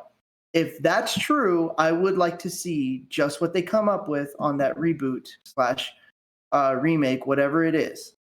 What I'm afraid of happening is, first off, I feel like Silent Hill has already lost its identity, especially starting with the movie and then every game after that. Like even the Shattered Memories, which was supposed to be a reimagining of the first game, did not even feel like a Silent Hill game to me at all. And that's, I think, why I had such an issue with it. Homecoming didn't feel like a Silent Hill game. It felt like a generic horror game. So did everything that came after that. But I actually would really like to see an Until Dawn style Silent Hill game, because the story itself, if it's a good story, then cool. I don't really need this huge interactive action sequences and all this stuff. Let me just go through the story then. I'm still, you guys know I'm a big fan of point and clicks from the days where those aren't traditional gameplay elements that we see on consoles very often. Mm-hmm. But I would totally be willing to see that and just the story develop. And I think it would be really cool to see that. That might be a good medium for them, or like gameplay. Because I remember Until Dawn, granted it's not a game I replay a lot, but I liked the way that they basically put you in the role of like a horror movie like character. Mm-hmm. And I don't know, Silent Hill could work very well in that, because a lot of the tedious things in Silent Hill, I mean, I love the story in this games, but a lot of the walking around and the gameplay isn't anything that I know about. Exactly. And in an Until Dawn setting, it would eliminate the need for that. I mean, you'd still get to walk around and explore, but it'd be more of a, it's a different type of gameplay. And I think it'd be all of the horror elements would be more impactful at that point. Yes, exactly. I mean, we have the technology these days, and well, I'll get into it with the next question, but it just be a lot more cinematic, which is what they were actually going for kind of in the first game as it was. So kind of like what they did with the Resident Evil remake, how much they almost perfected what they intended to do, what Shinji Mikami was intending to do with that first game. That'd be nice to see them do that with kind of a more streamlined gameplay element, with the same set pieces. I did want to kind of add, like, as far as what I guess the question is like what I'd want to see, right? Right. What is it that you want to see, but also what are you afraid will go wrong? Going back to kind of, like, I love PT, and I was so excited for that game to come out. And I would say that I want to see that. A part of me does, but to be honest, like, storyline-wise, I I am like probably 90% sure that Death Stranding was a more broad story of what he was going to do in PT anyway. Like if you were to condense everything that happened to Death Stranding into a smaller package and with less walking. Well, a lot of the just like the elements of Death Stranding with like the other world and those creatures and stuff like that. Well, not just that, but if Gino's the I don't know how much of Death Stranding Bobby's played, but Gino and I are probably the only two that have played the entire thing. And I would say all the characters in there, all the characters in there feel like they should be in the Silent Hill game. Like a horror game or a Silent Hill game? Totally, like a horror game, Silent Hill game, maybe a horror game in general, but they would all fit, like the whole way they told that story, in my opinion. I think Hideo Kojima took whatever he was planning for Silent Hills and just turned it into Death Stranding. I've heard that, and also from what you've told me, I think I can agree with that. Oh, another thing I really don't want to see is I don't want to see an actor be more like take the like when they had the reveal at the end, the Silent Hills trailer, and it was like Norman Reedus in, and I'm like, I don't give a fuck about the actor who's playing the role. Like it's like I told you guys, it's never been about the characters for me. It's been about the stories, and it's been about the town itself. Like I don't want them to be like, oh, Zac Efron, or fucking whoever the who's popular at the moment. I mean, and Norman Reedus is a great actor, but I'm not playing it for him. He's not a draw for me, and I don't want him to get the press that should be for the game. No, I agree. And to be fair, if you play Death Stranding, it took me a long time to call him Sam Bridges instead of Norman Reedus because of the advertising. And I think that kind of sucks because he does do a very good job, in my opinion, in that game. A lot of people criticize him, but his character should be the way he portrays himself in that game. And if you want to get the voice actor, if you want to get a famous exactly. Like they didn't need to do the likeness. They could use the like what they do voice. with Kiefer Sutherland in Metal Gear Solid 5. Like that. It's like if you want to get a big name, cool, but the likeness, no. Like that drives me up the wall. Yeah, I agree totally with that. And they did that with all the characters. All the characters look like the real world actors to a point. I mean, I forgot what her name was. Mads Mikkelsen, and who else is in it? Shoot. What was her? I can't remember the woman's name. Agile. No, the actress. The actress. Oh yeah, Sadu, or I don't know. No, not Fragile. It's Amelie's. Oh, Lindsay Wagner. Oh, yeah, Lindsay Wagner. So Lindsay clearly Wagner. that she doesn't look like her real world self right now. She looks like her real world self like way when like she was much younger. Yeah, exactly. But I guess that's kind of the point. That's what I'm worried about. I guess if you're that part, I don't want them to do that. You can Lindsay Wagner? Make your own characters designs, unique designs that don't look like anyone from the real world, and use all those famous actors if you want. And I think that would be more impactful than just having Norman Reedus. And even the game has the real actor. It says like Sam Bridges, Norman Reedus, like when as they're introducing all the characters, right? And you can do that. That's fine. Just I don't think the motion capture thing was necessary. At least not in the sense of making them look like the actor. But I guess my thing is I don't understand what you guys have against it. Like you're saying you're against it, but I don't understand the reasoning. Like it takes what me does out it take of it. away? It completely takes me out of it. It's all about marketing, and it really makes it a monetized, soulless thing. In Hideo Kojima's defense, at least, I wouldn't go that it's far. not about marketing for him because he's been a guy.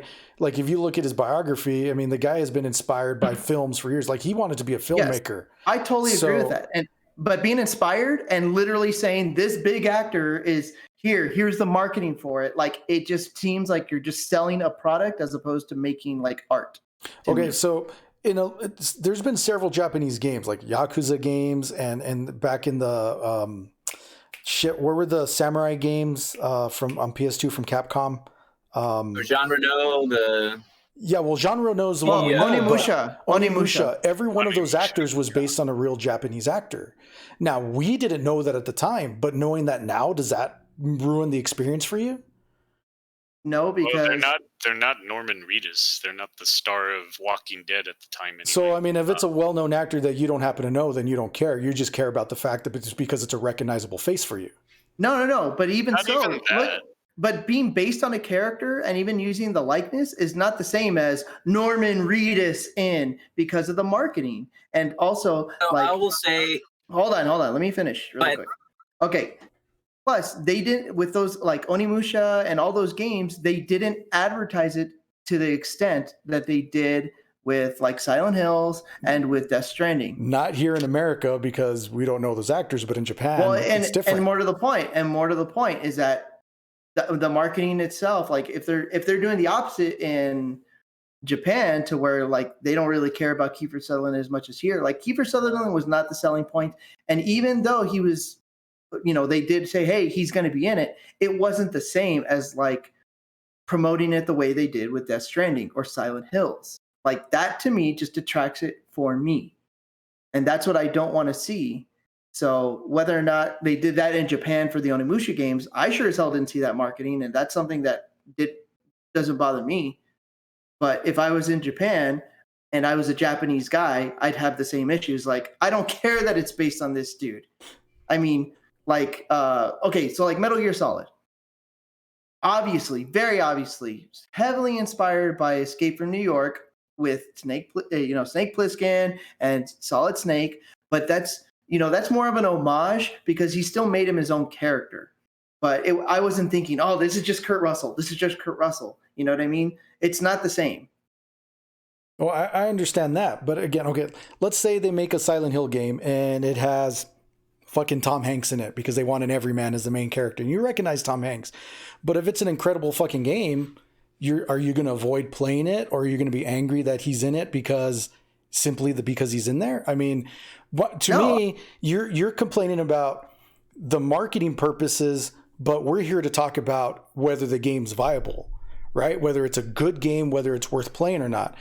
I mean, the purpose of marketing is to get people to buy the game, right? Yeah. Isn't that the company's right to do that? So why does that need to be detrimental?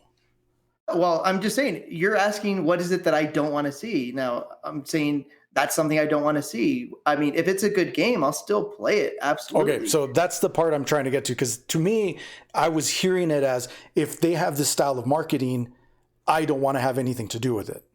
No, it just, for me, that doesn't make me want to play it more. Okay. That's what I'm trying to say. So you're just saying that type of marketing would not appeal to you, but that doesn't mean you would turn away from the game. Absolutely not. Okay. I bought, fucking Book of Memories, and that thing looked like a piece of shit. So, I mean, granted, I never played it, but that's because I never had a Vita. And then when I finally did get a Vita, I had already sold the game. But no, I mean, you know me, I'm very particular about everything. So something that'll work for even one game, if it's used in another game and I don't like the way it's presented, then it's something I'm not going to like, But I can tell you that I've never, ever, ever bought a game because I was like, oh, this actor is in it. I have to buy that game. It's never, ever been a selling point for me. And even like with Until Dawn, I bought that game and then I realized afterwards, oh shit, it has all these big actors in it. But it was also because of the way that game is played out, because it's more of an interactive movie.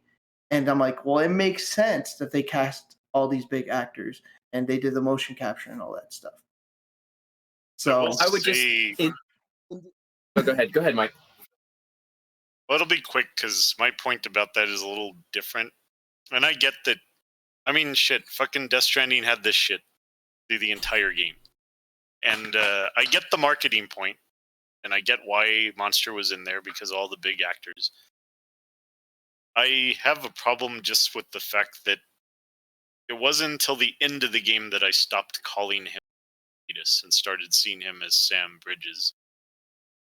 That the fact that he was so big at the time did take me out of the game a lot, because I kept seeing him or his Walking Dead character or his Boondock Saints character in my mind for a while. And I'm not saying that they shouldn't do it. I'm just saying I would prefer that they didn't use the likeness just to help me like stay in the story that they're trying to tell. By the end of Death Stranding, I was fine because I had gotten to know the character in the game and I understood who he was beyond him just looking like Norman Reedus. But probably not for other people, but definitely for me, whenever I see real life people in a video game like that anyway, it sort of takes me out of it. See, what you're talking about reminds me of so when people read a book, you know, they have this projected image in their mind of what characters look like, and when they make a movie of that book, then those characters get replaced by who they see on the screen, and you can never go back to what you originally had. So I can understand it from that perspective, because we play games for escapism, right? We want to get away from reality. And by seeing those actors in there, that kind of sucks you back into reality when you're trying to get away from that. So I can understand it from that perspective. Me personally, I don't care. As long as it's a good story and it's a lot of fun. Because, again, I view them all as actors and they're portraying different people. But we all have our different opinions on that. So I guess for things like that, especially with Death Stranding, you have to kind of see it as both a game and a cinema, because that's clearly how it was written. Right. Yeah. As if it were an actual movie with a lot of walking. I mean, segueing a little bit, but there are certain people that you never see them as the characters because they play the same character, at least have the same traits. Like Will Smith will always play Will Smith. Like, he's a doctor, or he's a cop or whatever. It's like, no, Will Smith is playing Will Smith, just with a different name. And I mean, even same, like, to me, like, Will Smith is, he's a good actor. Like he's an entertaining actor. He's one fun to watch. Yeah, exactly. But like, if they were to put Will Smith in a game, I would not be able to see anything except Will Smith. Yeah. And I think it's important, like you said, if they put an actor in there, it depends on who it is. You need someone who can actually act. And with Norman Reedus, he's a good actor, but he doesn't have a lot of range. Like, I've never seen him like to where he's playing a lot of very different characters. You know what I mean? Like, all of his characters have always been kind of gruff, kind of, tough guys and stuff like that. I've never seen him in a very typecast breaking role. And I think the same thing would be with like Death Stranding. If it was a different actor, I might have a different opinion, but even then it wouldn't change the fact that I don't like that kind of marketing to begin with. But I know go ahead, Gino. Go ahead. No. I'll make one quick thing. Just that I think Death Stranding is the furthest thing from like marketing soulless. I think it's one of the best video games that's come out in the last 15, 20 years. I really do. So yeah. And I will say for a minute, I kept seeing Norman Reedus, but I would say about a couple hours in, that was gone. So that's all I'll say. Well, like I want to save it for the Death Stranding podcast that we're going to have. So that'll just be me and you, man. Yeah. Well, I mean, that's all right. It's like I said. I mean, it's obvious in Hideo Kojima's version of Death Stranding, or his vision, that it was always intended to bring a game closer to cinema. I mean, look at Metal Gear. Metal Gear, those cutscenes have always supposed to reflect cinema in some way or another, even with the ridiculous stories at times. So, I mean, it makes sense he does it. And then I don't feel, at least to me, seeing the marketing for Death Stranding, that they only marketed based on who was in the game. Even, I mean, Frank brought up Until Dawn. I don't ever remember them marketing the actors in the game. It wasn't until I played the game. Yeah, it wasn't until I played the game. So I get what you're saying about that from the marketing perspective. And so that I don't argue, because if they were to throw, Will Smith in a Silent Hill, and then all the advertisers, hey, Will Smith is in Silent Hill, that kind of also leads to the idea that maybe their gameplay and storyline isn't holding up as well either. If they're only, marketing this one side of it, so, and I get that, of course, that's the biggest fear, that it's going to become a big market thing. And that's the issue with Silent Hill, that when Konami releases a new Silent Hill game, which we know will eventually happen, if they only push the game in name only and we see very little else from it, then you're going to be worried about what comes our way. But hopefully we'll get something that is reminiscent. Like I love the original Silent Hill games, but I don't want to play another Silent Hill game ever again, gameplay wise. I want something that's been updated. I want something that matches what's new. I want to play a Silent Hill game that plays like Alien Isolation.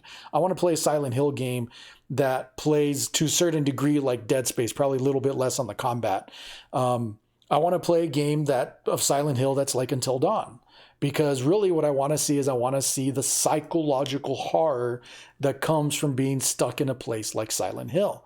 And to me, Silent Hill doesn't have to be the same location. They did that with 1 and 3. And of course, 4 was based on parts of Silent Hill, but it wasn't all the same Silent Hill. And of course, 2, even though in the town is in Town by Name, it's still different variations on this place. And it's not though. It's different sections. Different sections of the town? Yes. So okay. the original is North Silent Hill, and that's that's the residential and the tourist part. And then on the southern part of the lake is where Silent Hill 2 and 3 take place, or at least parts of Silent Hill 3, called South Vale. And so that's more of the historical part, which is why it has a historical society and stuff like that. So it is all the same town. Now where they go off the rails is like in Origins, it's like, well, you have parts of the original town, but then there's this section that you didn't really go to, even though it's not on the map. And then Downpour is like completely unexplored parts of Silent Hill. It's like, okay, this is a small resort town, so why the fuck is it so spread out? Yeah, but I mean, in their defense, it's because they're trying to expand what they're doing and not keep themselves beholden to what's come before. Now, in their case, it didn't work. That. Well, but it's like it's supposed to, what they started with is it's supposed to be a small resort town. They could even use a storytelling device saying that, well, he's experiencing his version of Silent Hill, which is why it's different. But then they're like literally saying, this is an unexplored section of Silent Hill that you've never seen before. And it's like, well, then it's no longer a small resort town. It's just, that's what bothers me. But I understand why they did it, but that doesn't excuse why they did it. But again, that's not the reason why you dislike the game, because there are several other reasons to dislike that game. I mean, if there was a good game... There's literally every other reason to dislike that game. So let me put it this way. If it was a good game, except for that one thing... Then it'd be more forgivable, of course. Yeah, that's not something that you're going to ignore simply because of that one... I don't know, one change that they make. Yeah. So, I mean, I think ultimately, if we're going to get another Silent Hill game, we're going to have to accept the fact that a company's going to have to reimagine things and change things up. Or like Gino said, if it's a reboot or if it's a reimagining, then obviously it's going to look different. And that makes sense. Yeah. And I'd be okay with that. Yeah, I don't have an issue with that. Again, to me, Silent Hill isn't what's in the town. It's what the town represents for whoever's there. Yeah. And to be honest, I guess more what would scare me is not marketing or whatever. It's more making a lame ass game that's a piece of shit. That obviously, but because it's come before. PT got me so hyped, and then they canceled it. If they're gonna do it, release the game.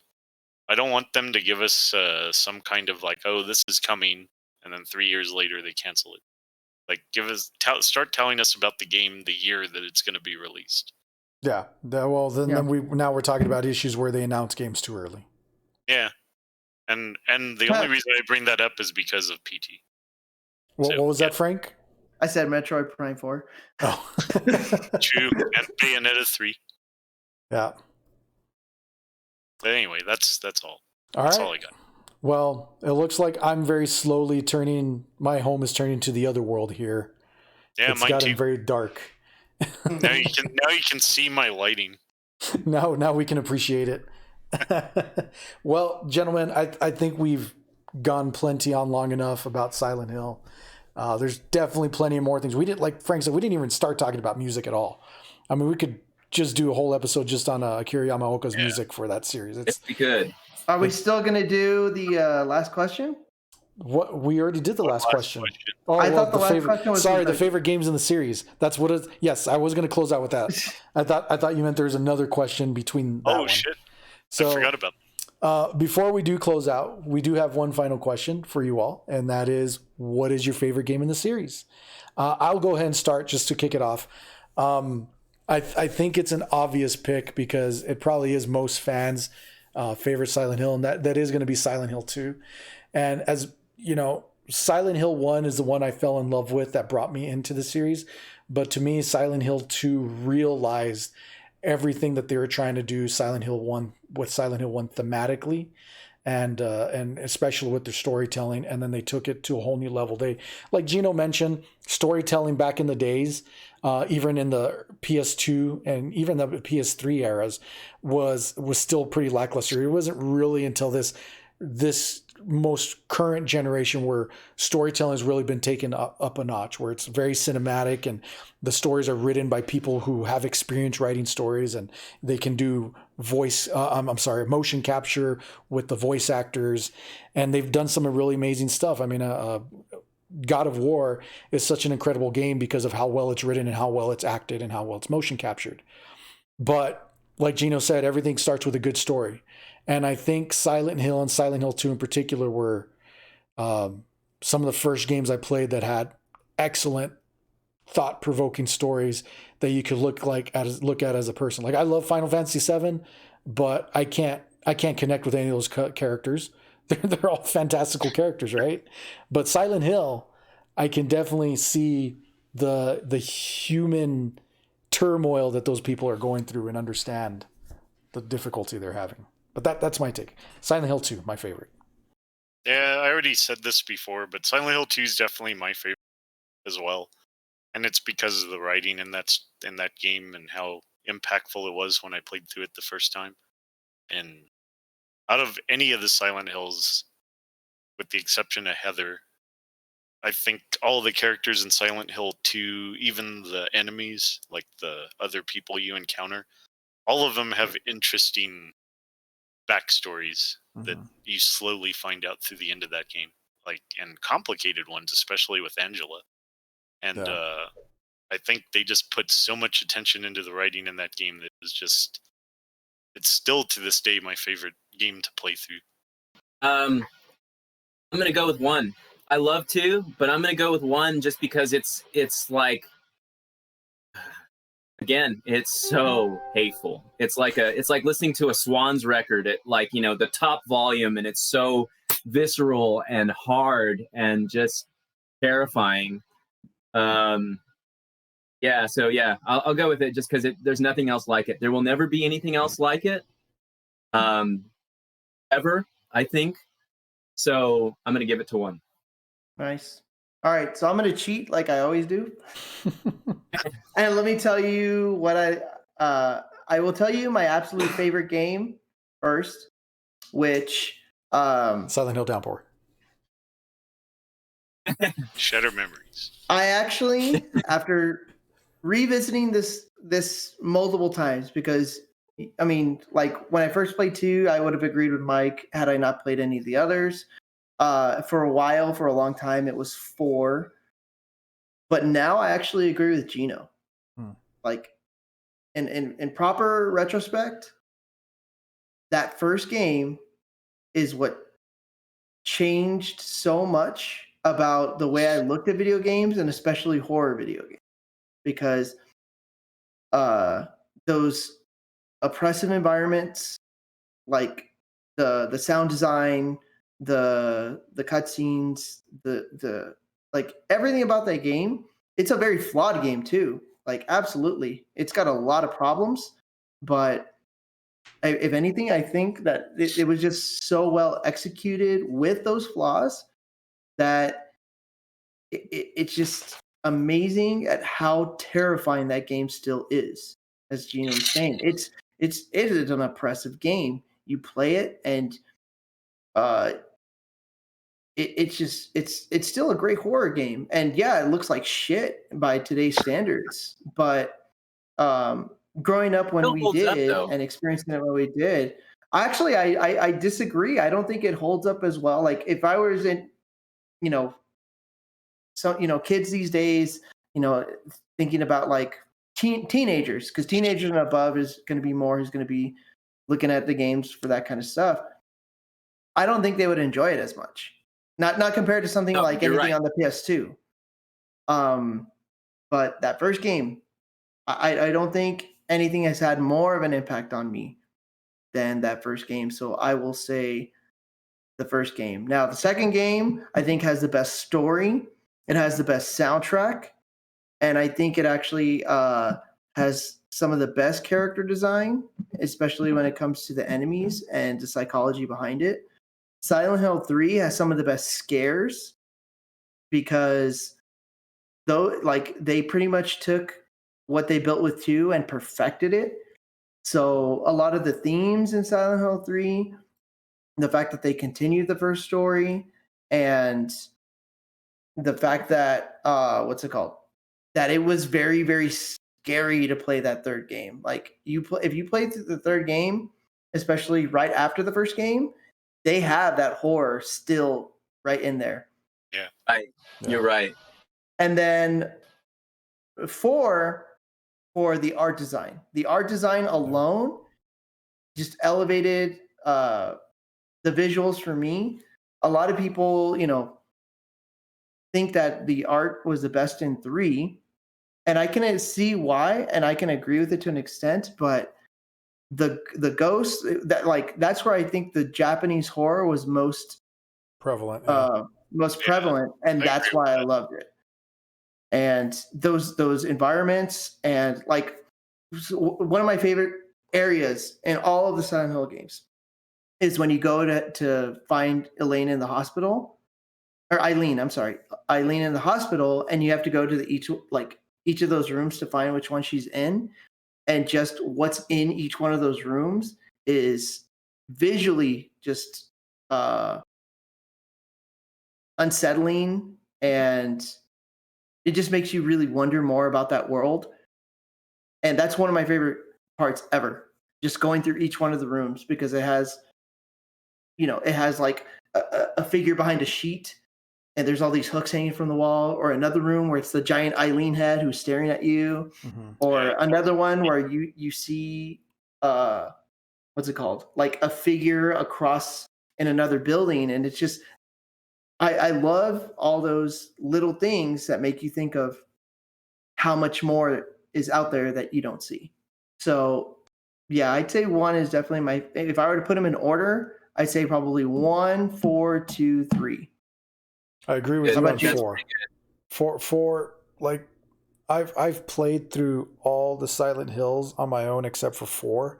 4, I got to a point where I couldn't do it anymore, because I would get nervous playing it just because of how much everything unnerved me.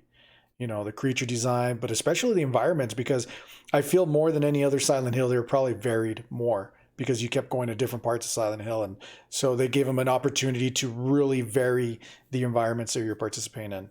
And they were all twisted, and they were all disgusting, even when they were supposed to seem, I mean, that's the thing. They were normal, but not. And then the deeper you got, the worse they became. And whereas with the other Silent Hills, it would be normal, sort of, and then it would just be this very dark version. For 4, it was much more gradual, and that's why when you suddenly realize that something was wrong, that's why it's more nervous, because you didn't see it happening while it was coming. And that's why I could never finish that one. And that I've only seen the ending of that one because you've played through it for us before. Yeah, for me it would be 2 is my favorite. It'd be 2, 1, 2 again, and then 4, and then 2 a couple more times, and then 3. And then 3 eventually. Yeah, I'd say honestly, it's funny because a lot of people think that 3 is the best in the series, and I think out of the original 4, it's the one I like to play the least. Yeah, me too. Yeah, it's not a bad game. I like it. It's just I never revisit it. Well, now I think we really have talked out Silent Hill for today. I mean, I know we could go on and on. Well, this is only part 1. We're gonna have to do a revisit in a year. Yeah. I know, right? We'll have to redo it again. Maybe reassess. Maybe that's what we should do every season of our podcast. Just rehash the same series every year. Well, there's always new questions. Frank, I do want to ask you this. I meant to ask you earlier, and then I forgot to bring it up. Just, you know, the conversations have gone so good with this podcast, the kinds of things we discuss. We have such varying opinions on things. But you had mentioned earlier that you think Silent Hill needs to go back to Japan. Why? Because they're the ones who did it in the first place, and that's why it was good. I mean, Western developers. So here's the problem. The problem with trying to market to everybody is that then you're not marketing to anybody. You know, they did that with Resident Evil 6, which is actually one of the best selling in the series. But they tried, you know, they're trying to make it all actiony because they're trying to get, you know, the action crowd and all this stuff. You know, they made a niche with those first few games. They made it artful. They made those stories impactful. The Western developers either tried to mimic that, tried to do their own thing, which just did not work. I mean, obviously. I mean, and what I mean is like with Shattered Memories. I mean that they did their own thing and it just didn't work. It just. But wouldn't some of those wouldn't some of those requirements come from Konami itself? Like, this is what we want you to do because we want to market to a wider audience. Yes, that's exactly why I said I blame them first. Mm-hmm. But are there no Western developers you feel would be able to do horror Silent Hill style? You think it's too much of a Japanese style game, even though it has Western influences? Western influences is not the same as being developed by a Western studio, though. I mean, like maybe the studio that did like the Amnesia games and Penumbra, like they might be able to do something first person like Silent Hill, because obviously they have like, have you ever played Penumbra? Where it's okay. So I recommend actually playing those games. They are very much about in an area that you're not recognizing, and there's monsters after you, and there's a lot of like sound design and stuff like that. So I wouldn't say they're not directly influenced by Silent Hill, but there's a lot of the same characteristics I think that could work. And then same with like Amnesia, where it's very much the psychological horror. They could do it, but I don't think it would have the same spirit as the originals. And in all honesty, if I were to go back to Japan, they would have to get some of those original team members because horror has changed so much, especially with technology and what they're able to do with it. So, all right. Well, before we close out, anyone else want to add their 2 cents to anything? Feels like I'm done. I'm good. First 4 games are amazing, though. So if you haven't played them, I would recommend them. Just be patient. Yeah. I know I said earlier I wouldn't ever play them. What I meant is I don't want to play a new game that uses that same gameplay, but I would definitely go back and play those originals. Yeah. But highly recommended as well. The Silent Hill 2 Enhanced. Is that what it's called? Enhanced? Yeah. Enhanced edition. But that is amazing. It is for PC. So even though we do not condone pirating, if you can get your hands on an actual physical copy of Silent Hill 2 for PC, which you can't. you can. Yeah. I mean, you can, but it'll cost a lot, but you can. If you get your stimulus check, that'll definitely help. But yeah, the Silent Hill 2 enhanced version for PC is incredible. They did a really good job expanding it, and it's definitely the best way to play Silent Hill 2 HD rather than that HD collection. And we will be streaming it sometime in the future.